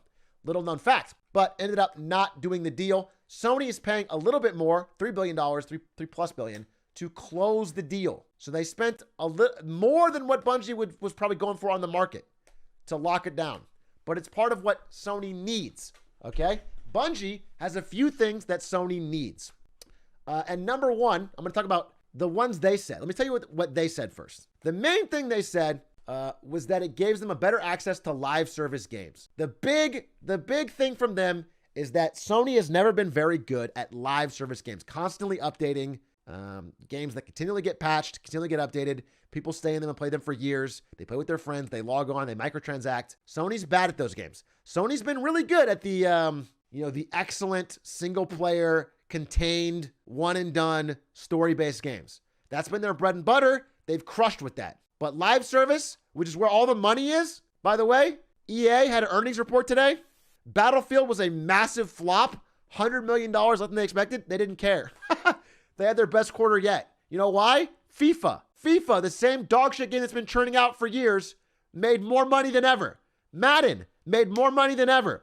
Live service games with microtransactions are a cash machine. That's all that matters in terms of raw dollars. Sony has to get better at that in this modern world, and so Bungie has become quite good at it. So that's one of their main public reasons they've said that they're announcing for why they're doing it. Number two, and I put it here. Let me just put it on the screen. Number two, Xbox Game Pass is a real problem. I wanted to put this in big font to make it clear. Every month that goes by, it becomes more and more obvious how smart and how deadly Xbox Game Pass is. People love it. People that use it highly recommend it. They love it. They are extremely attached to it. They are using it all the time. It's got a very high, what we'd call in marketing, a net promoter score, which is the likelihood of someone that uses it recommending it to a friend or family. It's very, very well liked and well used. And so Sony is scrambling right now to launch Project Spartacus, their counter. And they want, again, we're going to talk about multi-platform in a second, but they want some exclusive titles for their upcoming service. And Bungie's future titles, while they will certainly be multi-platform, and we'll talk about that in a second, they will probably not be on Game Pass. You know what I'm saying? We're entering a world where being multi-platform is one thing, but being on someone's pass is a whole nother level, okay? Releasing the box copy where you can buy it on any platform, okay, but making them subscribe to your thing versus theirs is the difference. Project Spartacus, it's not going to be their name, but they're working on it. Here's an example I just found.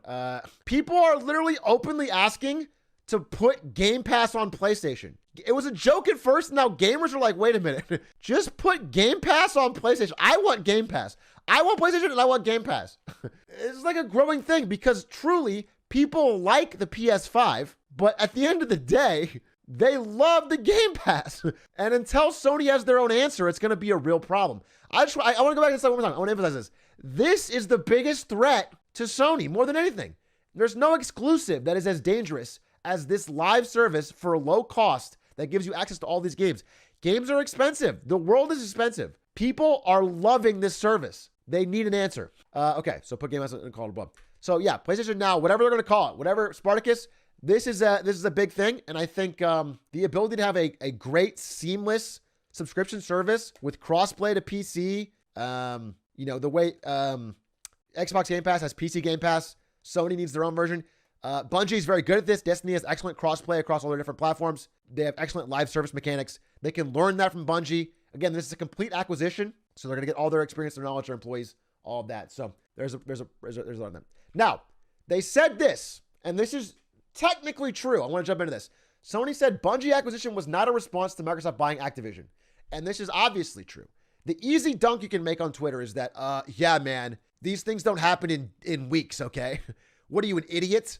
Okay, this has been working on this for months. And that is true. Obviously, Sony was working on the Bungie acquisition before Microsoft announced Activision Blizzard. But it's a little disingenuous because Sony would not, this whole acquisition spree is a direct response to the larger problem of Microsoft buying up the industry. Everyone is acquiring everyone now because the entire industry is consolidating. It's a response to the change of the industry. Whether Sony knew about Activision Blizzard is not the problem. They knew that Microsoft was gunning for devs. They knew that Microsoft was talking because they're in bidding wars. For all of this stuff, they're in bidding wars. They're being talked to. And they know that Microsoft is coming for all these different developers. And so this is a response to Microsoft's larger strategy. They need to bulk up because Microsoft is bulking up. Scale matters. And a great example of this in another industry is what just happened with streaming services. I know we all think of Disney as like the big guy, the Thanos. But actually, if you look at what happened, Disney was is a small player compared to Amazon, Google, at a time Netflix. They're about even now, but at the time Netflix, these big tech companies have way more money, way more cash, way higher stock prices.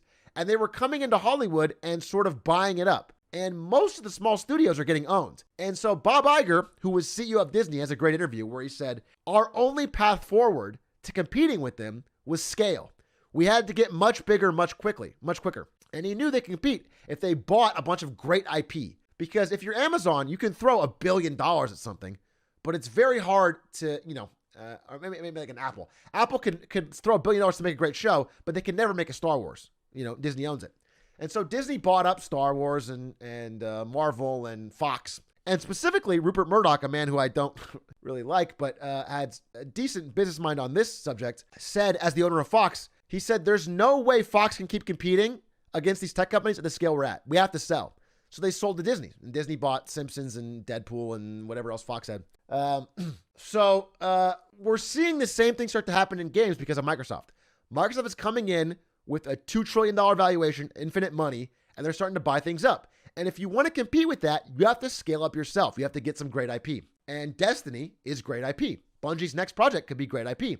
That's what they're buying. They're buying the great IP and the scale to try and compete back with Microsoft. And every step counts. Now, let me talk about my theory. I've talked about the easy stuff. That was the easy stuff, all right? Live service games, better online. They have a great game and another game coming out, etc. Let's talk about some of the more interesting reasons to pay this much for Bungie. And number one, you might have noticed in all of the announcements, everything that Bungie said, everything that Sony said, these games will stay multi-platform. Multi-platform. We are not getting rid of multi-platform. And it's way different than how Microsoft had it. You guys remember how Microsoft bought Bethesda and was like, oh yeah, we'll check the contracts for sure. We can promise that some games, some of the time will be multi-platform. Microsoft was very different. Microsoft basically has openly said Bethesda won't be multi-platform. But Sony has been very vocal about it, very open about it. Let's talk about that. So if you look, this is Destiny's current player base. Destiny 2, as of yesterday, I got these numbers. Destiny's current player base is 42% PlayStation, 31% Xbox, 26% Steam. It is a true multi-platform game, essentially evenly split across all the different services, has a large, hundreds of thousands of Xbox players. To explain what I'm thinking here, let's talk about the concept of nuclear war. Let's talk about the concept of nuclear war. So in the world of nuclear war, there are some countries that have hundreds of thousands of warheads. United States, Russia. And there are other countries that have a fraction of that. India with 140, North Korea with just 30, Israel with 90, China with only 300. And yet, even if you have 10,000 warheads, you can't really go to nuclear war with somebody that has, all you really need is one, and it changes the whole dynamic because a nuclear warhead can level a city.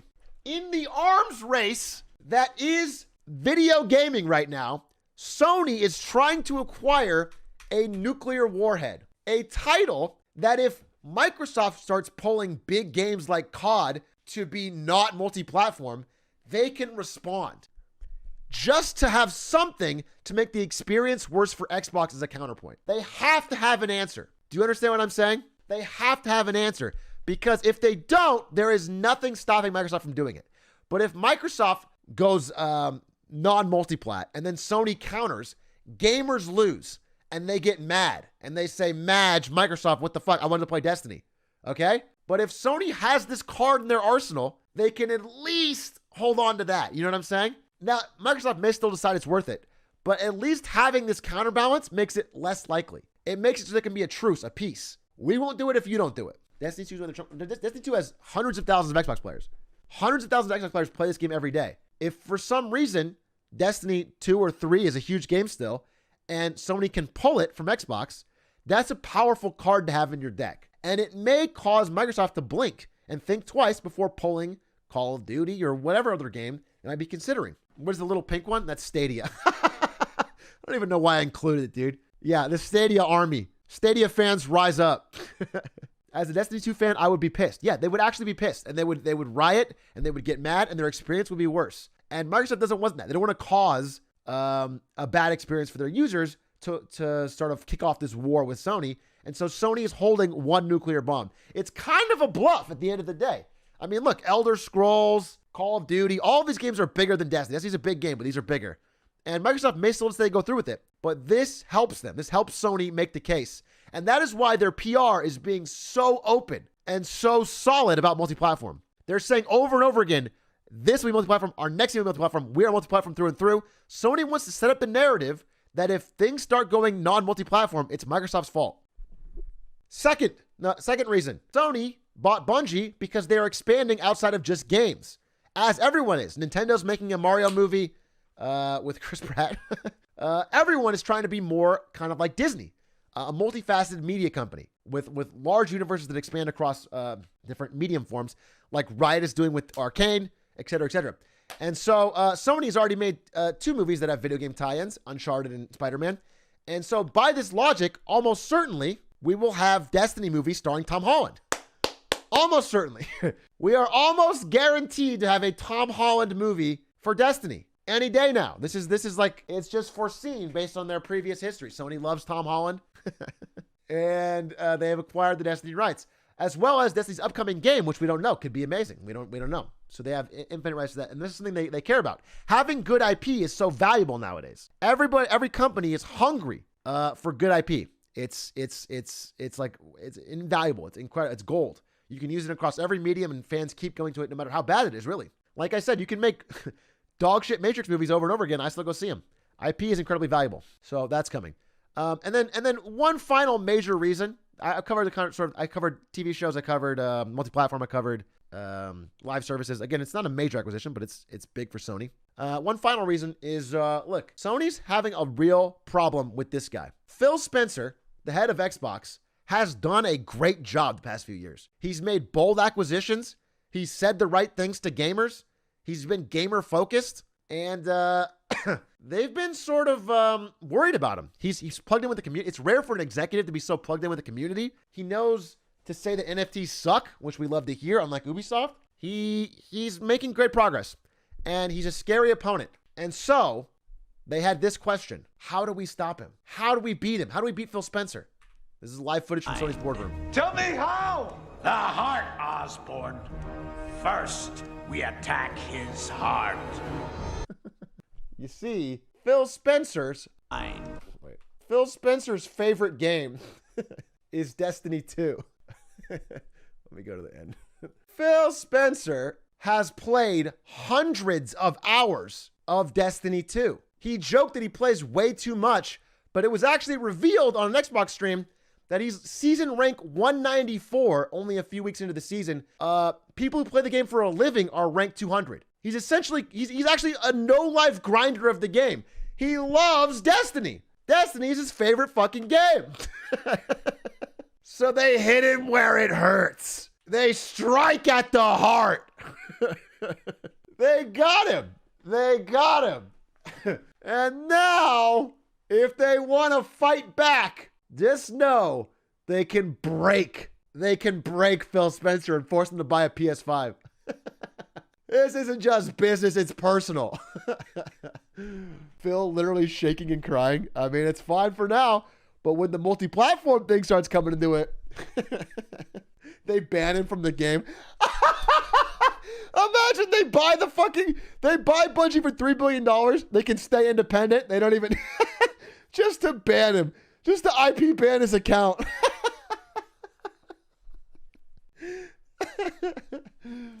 Oh, speaking of that, I wanted to show you. Listen, I don't tweet often, but I dropped a little hot take because I want to see where this is going. That's sort of the big reasons for why they did it. We'll see how it plays out.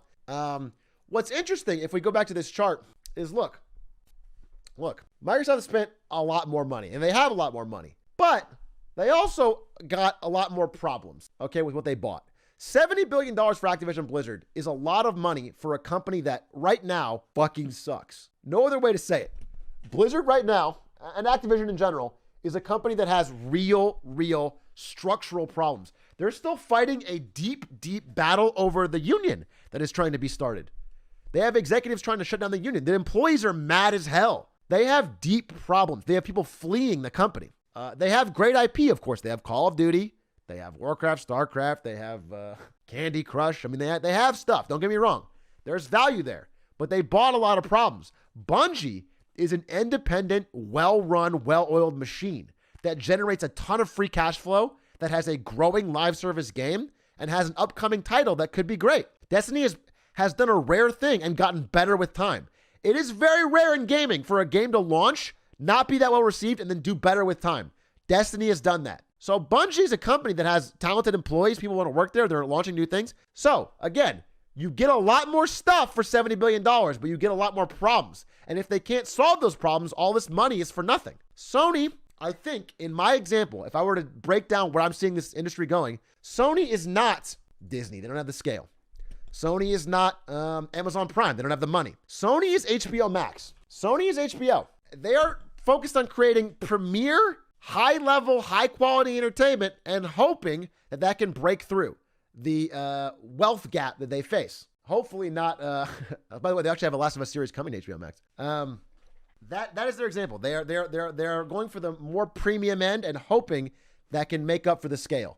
It is their only route forward, but it's a strong one and it's an interesting one. And I'm interested to see how it plays out. I think it's their best strategy going forward. Let me give you an example. IP and scale isn't everything, even though you can buy all this IP. Recently, Disney Plus, which has an insane amount of scale and insane amount of IP, launched the Book of Boba. Boba Fett, iconic character. Okay? Mandalorian, amazing show. Book of Boba, ton of money, ton of hype, great production. Around the same time as Book of Boba launched, HBO Max's new season of Euphoria launched. I don't know if you've seen discussion about Book of Boba versus Euphoria, but in terms of view count, it's a massive difference. I don't listen, I haven't watched either. I'm not commenting on the quality. I'm just saying there's a Euphoria thread trending every other day. Okay? Book of Boba is rarely talked about except to say that it's disappointing. It has been in general disappointing. I haven't seen it. I am not weighing in. I'm just saying that what I see on threads based on viewership statistics. So Euphoria is not a big IP, but with quality team and knowing their audience and making must-see TV, HBO Max has sort of broken through the noise barrier. They've managed to find a show that people want to talk about and want to buy the service for over perhaps a bigger money printing thing. Second thing, a better example. Let's not even talk about Book of Boba. Wheel of Time. Wheel of Time, Amazon Prime. This is like the lowest res. Amazon Prime spent $1 billion, the most expensive first season of TV ever, to make Wheel of Time. Nobody is talking about it. Nobody. You can spend a lot of money to buy IP and to force out products.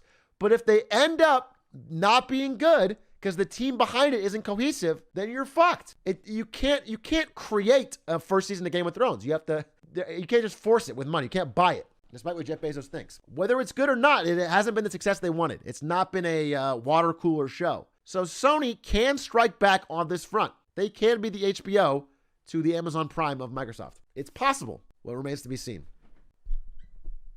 What the fuck is Wheel of Time? It's like a famous book series they spent $1 billion to buy the rights to and try to make a show to be the next Game of Thrones, but it wasn't. Is it just that HBO? Yeah, so HBO has a reputation amongst creators, like directors, writers, producers, for being extremely talent friendly. They're a place where you can get your actual greatest work created. They really are good at supporting the creators. They're good at making their best work. Sony has cultivated this reputation over the years.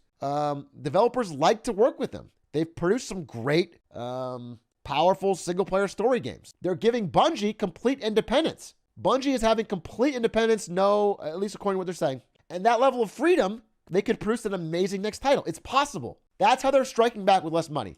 Will it work? It remains to be seen. At the end of the day, if you spend $5 for Game Pass and get a fucking massive library, it's hard to beat that. But that's what we're setting up for. That's the match. I think it's like an Amazon Prime versus an HBO Max. Do you know what the biggest TV shows are right now? Do you mean on TV or on? Because streaming services don't release their numbers in a very concrete way. The biggest TV shows on TV are like Yellowstone and Young Sheldon, dude. But you can only see TV numbers. Everything else is kind of hard to compare apples to apples because nobody releases raw viewership stats. How is Game Pass profitable? They don't care about profit. Game Pass does not care about profit. They're not trying to be profitable, and they're not profitable. They don't care. They just want to get big. They want to win. Once they're the win, they can raise prices and become profitable. That's the way down the road. Xbox Game Pass is not profitable, and they do not care. Bro, Netflix is barely profitable. Barely, right now. And they weren't for many years. Do you think that someone will buy Tencent? Tencent's like the 11th most valuable company in the world. No, I don't. I think Tencent will buy people. How is H-Rock Corp profitable? By helping me get to 10,000 subs. We are only, I think, 400 subs away from Paper Mario and the record of biggest part-time streamer ever, 10,000 subs. Thank you, Luka Novich, for the Prime. Mysteries with the 3 months. Todders with the Prime. Dudeski with the 6 months. Hype Trend. Bill Buttlicker. Thank you for the 6 months. I assume that's an Office reference and not just someone who has an unfortunate name. Chris coming here with the Prime. Sailor with the Tier 1. Infinity Plays with the 4 months. Liza with the Prime. Pork Chop Head with the 4 months. My Pikachu with the 3. Captain Redbeard with the Prime. Bobby with the Prime. Mophead with the 4 months. Obis with the Prime. Shindigs. Thank you for the 17 months. Shout out to Shindigs. My friend Tim. Terminator, thank you for the gifted. Pog, thank you for the 10 gifted. Any other questions on the Sony budget thing? I think I covered my main things. I think it's basically a contest between HBO Max and Amazon Prime in the gaming space. Both are going to make great games, and both are going to spend a lot of money. So let's not confuse it too much. But that's the different strategies because Sony has to take the strategy. Sony does not have the scale or the money to compete on raw dollars in these bidding wars. They have to be a place that people want to go to, or they just will get fucked. And then the whole time, the entire time this is happening, there is a third party. There is a third party in this race. Microsoft, we need to spend billions to exceed the competition. Sony, we need to spend billions to exceed the competition. Nintendo, Badoof. It's funny because Nintendo has no chance at all of winning a spending war. They don't have the money. Nintendo's smaller than Sony, considerably. Nintendo does not have the scale to do any sort of... Nintendo wouldn't even be on this chart, bro. They just can't do it. But Nintendo has a 20, 30-year history of developers not making games for them anyway. They already did the Wii U and the GameCube, bro. They get it. They know how to survive when no one makes shit for them at all. So they've learned about this. They've already walked a mile in these shoes. They can live in this environment. They just keep making great Nintendo games and selling a full console to play them. It doesn't matter they don't have fucking Call of Duty or any other popular games. You have to pay the Nintendo tax. If you want the great game, you buy whatever crazy hardware they've made this season and you play it. And if you're a Nintendo fan, as many of us are, you just put up with it. And so they're expanding into turning their IP into more like Disney stuff. They're trying to make shows and movies and get down that route. Maybe mobile games. I think it's a very real possibility Nintendo invests more in making Mario, Zelda, Pokemon mobile games. Their franchises mobile. Mobile's the way the gaming industry is going. But outside of that, they don't really care. They don't have to invest in big developers because they've already learned how to survive without it. Todders, thank you for the Tier 1. Didn't they try it before and it flopped? Yeah, they did. They tried Mario Run. Well, Pokemon Go didn't flop, so it's give and take. But Mario Run and Mario Kart on the phone did flop, but only because they did them so poorly. There will be a wave 2. They'll get it right, but Nintendo always takes a long time. Listen, Nintendo tried online and is still dog shit at it. They get there 15 years late, but they'll get there. Okay? Wait, 20 gifted and you said Tier 1? I'm so sorry. I meant 20 Tier 1s. Todders, think of the 20 Tier 1s. Appreciate it. Very, very much. Thank you. We are like 300 away, I think, actually, from the sub goal, which I'll push tomorrow. I think I'm done talking about today. But thank you. Game Jippert, Pink Paper Pluto with the 5. Cardo with the Tier 1. Gun Run. Hey, Gun Run. Everyone shout out to Gun Run, the man who built IRL streaming on his back and then built VTubers on his back. If you guys don't know Gun Run, he's an absolute legend. Shout out to Gun Run in chat. He literally created most modern IRL streaming by inventing the IRL backpack that all the big streamers used. And then he left Twitch to start his own company, V Shoujo, doing all the biggest VTubers. He's a crazy pioneer in the space. Hey, Gun Run, when all my hair falls out and I'm actually bald, and I can no longer stream, can you make me a VTuber and I can join VShojo and go all in on, can I just go like with a great head of hair? Is that possible or no? Hit me up on DMs. VTuber Rage Truck. When he's behind VShojo? Yeah.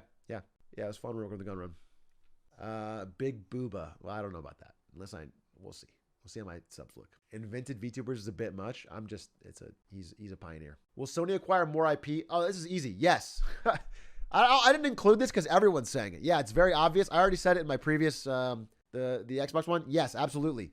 Sony is going to acquire more. Microsoft's going to acquire more. In fact, if I want to end this with anything, it's that we are literally 1 month into 2020, and there's already been more acquisitions, more dollars on acquisitions than the entire of last year. Okay? We're 1 month in. There's 11 more months of this. Everybody's getting bought in 2022. We're into 2022. I'm sorry. Wow, it feels like 1 year. Everybody's getting bought in 2022. Everyone. I know this. I don't know about, who's getting bought by who. People that say they do are generally lying or blowing smoke. But I do know that there's talks with everybody. Consolidation is going to be crazy this year. And it's not just the big two. It's not just Sony and Microsoft. EA is going to try and buy. Everyone's trying to buy, dude. You know what Microsoft and Sony can't buy? My love. They kind of can though, right? Like if you love an IP, like if you love Spider-Man and they buy it, then they bought your love, right? That's how it works. That's Tencent's already bought a lot. Yep. Anyway, everyone's buying. So get ready for that. And the market is hot and it's also a good time to sell. Another thing I'm not going to get into because it's not the topic, but inflation is running rampant. And so huge piles of cash. If you have a $140 billion pile of cash just sitting there, it's getting inflated away every year. You're losing 7% a year. It's better to spend it and buy something concrete. So because of inflation, companies, not just in the gaming space, but all over, are acquiring like crazy. It's a major acquisition year. People are spending the money they've saved rapidly this year. And companies are going to be buying up other companies, swallowing them up.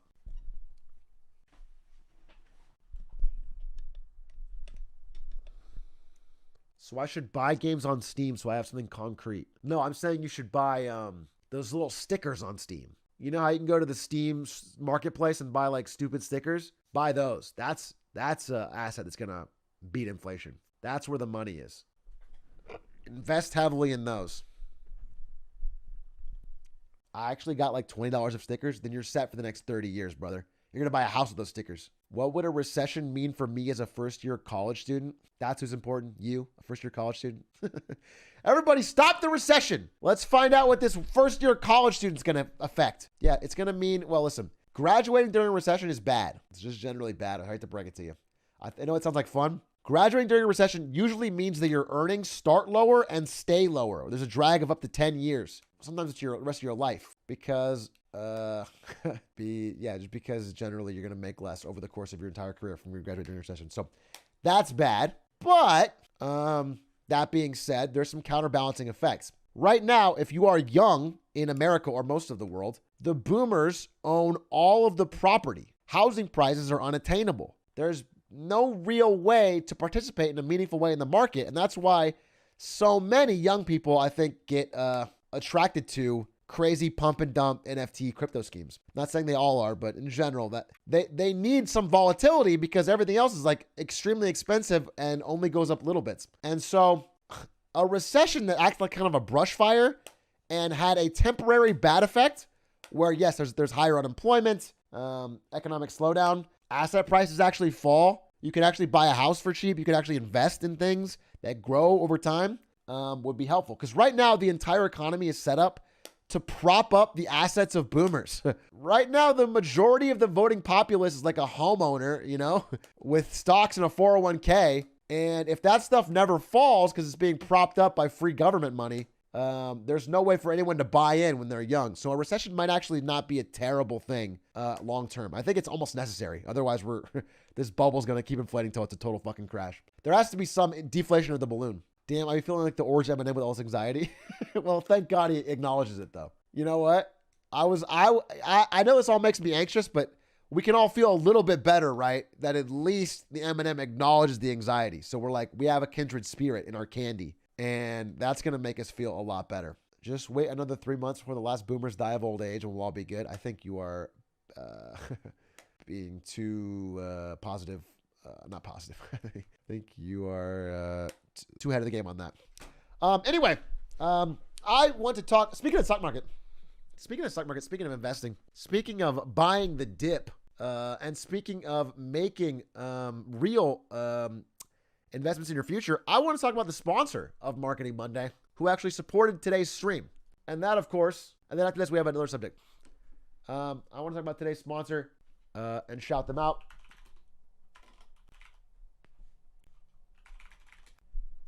And that, of course, is, sorry, I need to get the right picture. Bada bing, bada boom. I'm talking about Public, baby. Let me F11 this. Let me tell you a little bit about Public. Public is a company that has chosen to support Marketing Monday. I know a lot of you are interested in investing, and what I like about Public for this audience is that you can invest fractionally, which means you can literally invest any amount of money you want, as small as you want. If you want to buy a fractional share of Amazon for $1, you can do it. You can pick any amount you're comfortable with. You can buy any fraction of a share, and you can also follow investors that you are interested in. I am on Public. You can follow my investments on my account. You can buy stocks. You can buy crypto. You can invest in anything. It has a very simple and clean interface. I've been using it in the morning to check my own stocks. It's just simple. It's easy to use. It's a nice, clean app. It does the job. And then most importantly, it has a competitor that we all know that is a popular trading app. That app makes its money by selling information about your trades to hedge funds. This app does not. It is proven. You can look it up. Public makes its money by investing cash that's just sitting there not being used. If you're using it, they don't use it. It's just a more morally correct way to make money for a trading app. It has zero trading fees at all. If you want to transfer shares or anything to Public, it is 100% free. In fact, if it costs money, they will pay it. If there's, like, for example, I transferred some shares from Schwab, and there was a Schwab fee, they paid it. So it's a nice trading app. That's all I'm saying. And they like Marketing Monday, and they sponsored it, so I appreciate them. Thanks to Public. Again, I like that they have a way of making money that is not morally bankrupt, that trades against the very people that are their users. And so if you are interested, check it out. Now, I want to say this at the end. This is not part of the ad, but I want to say it. Don't invest more money. Don't try to invest to get rich, like get rich quick scheme. Don't try to buy things that are like, I mean, at the end of the day, these things are tools. And if you are crazy or bad with money or like have insane risk tolerance, you can lose a lot of money on any trading app. If you start buying, weekly call options on, I don't know, Dogecoin or something, then you can be in real trouble. So just invest safely. But if you want to buy companies you believe in any amount that you think is appropriate fractionally, you can generally participate in their growth. And there have been, again, this is a market that is generally on a downturn the past few weeks, but there may be buying opportunities for things that are still positioned for the next 10 years. So thanks, Public, again, for sponsoring this for Marketing Monday. And check them out. You can use the code. There is a banner below my stream, public.com/Atriot. I think. Yes, sir. And what's really cool is if you sign up, you can get $300 up to $300 in free stock. You can get a free share of almost any one of these companies you're seeing on the screen, Spotify. I believe I got a share of Facebook when I signed up, which was like $142 or somewhere around that. So, and it's free. So you can get your free share, invest in stocks, but for check it out, public.com/Atriot. You can follow investors that you, Cody Ko's on there. You guys know Cody Ko's got to have the money secrets, right? Whatever Cody Ko invests in has got to be financially set for the future. You can follow him and see his investments and check it out. So thanks again. Thanks, Public. And that, my friend, is Marketing Monday. Where's Pelosi's trades? No joke, dude. Nancy Pelosi just made an absolute mint on Google options that she bought 2 months ago. Every trade she makes seems to be in the green. Suspicious. Oh, you know what? She did actually fucking punt some money on Roblox.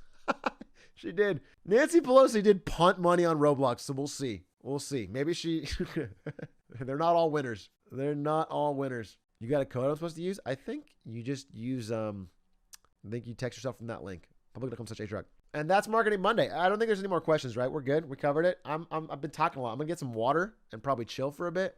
We got a little bit of time. I might, if we buy every stock Pelosi does, won't we make money? Yeah. If you had been, it's not saying it's going to hold true forever, but if you had bought everything she did, you would have made money so far. Yes. Only Roblox, and I think she had one other big fail. mostly her trades have been suspiciously spot on. Shark Tank? No time. Plus, I don't like doing it on weekdays. Shark Tank's a weekend thing just to be safe. Watch some Germa clips. Are there great ones? We can watch some Germa clips. Is it insider trading to tell people that to invest in stocks that people are insider trading in? No.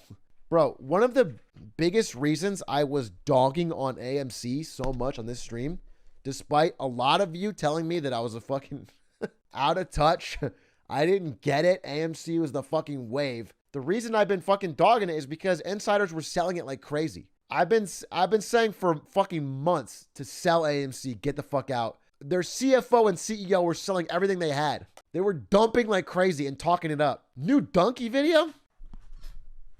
Hitman world record? Yeah, I saw that. I mean, congratulations to the guy. I want to give some time for Spectacore. Because I had this whole thing where I was going to be like a fan, beat my world record, and then, but this guy didn't do any content.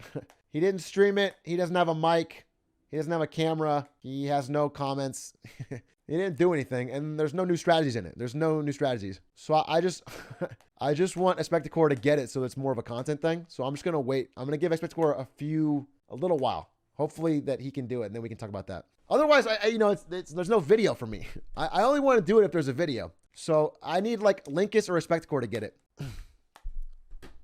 Or this guy to like actually do a video and like have some entertainment value. Bungie posted in their DLC saying it's the most pre-ordered game ever with the new Destiny expansion. New Sekiro world record. I haven't seen the old one. Oh, we're doing Illusive Arcade tomorrow, I think, me and Linkus. You should try Hitman with Linkus. Dude, I don't know if you heard, but I'm using some of the money I got from the recent subs to hold a sick Hitman competition later, probably early next week. I'm going to hold a competition with all the best runners for $500 on an entirely new contract. It's going to be sick. I'm really excited about it. What did Linkus say? Oh, we can watch New Donkey. Who made the contract? I'm going to make it.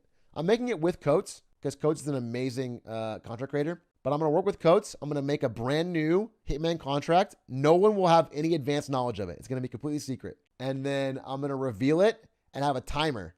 And whoever comes with the best strategy in like 3 days is going to win $500. It's going to be sick. It's going to be fucking awesome. I think it's going to be a really dope content idea. Yep, it'll be open to the community. Yep, everyone can play. Everyone can try. No naps tomorrow? I mean, hey, we gotta start late though. You're LA. Let's do like 6:30 p.m. Tomorrow, 6:30, 7 p.m.-ish. Probably 7 p.m. 7 p.m. Me and Linkus, Hitman, we're gonna play Elusive Targets. And we'll get Ludwig to explain it maybe. Celebrity explanation. You should compete as well. Yeah, I mean I'll show like a basic run at the beginning, like the video. When does the stream end? It's ending in 20 minutes.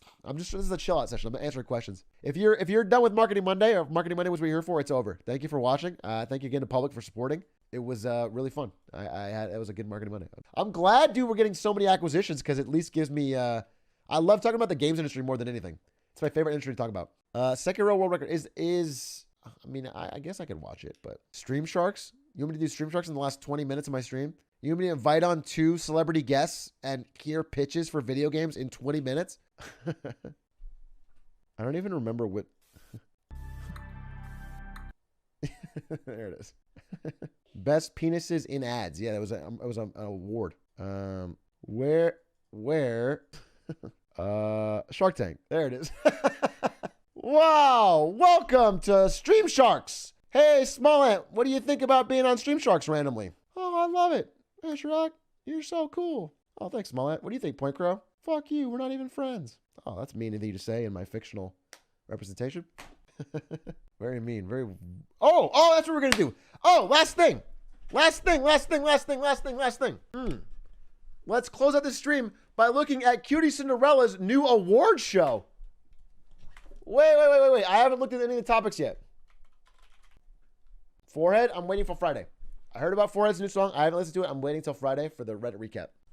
Oh, shit. Gifted. Bo Bab, thank you for the 5 gifties. Space and Evil, thank you for the prime. Devontae, thank you for the 4 months. Stratified, thank you for the 12 months. 1 year. Thanks. Thank you, sir. Stratified. Sorry if I've missed your subs before. Swiggle Swag, thank you for the 6 months. Hitman VR is a great idea. We'll do it soon. I have to buy the game on Steam, I think, is the problem.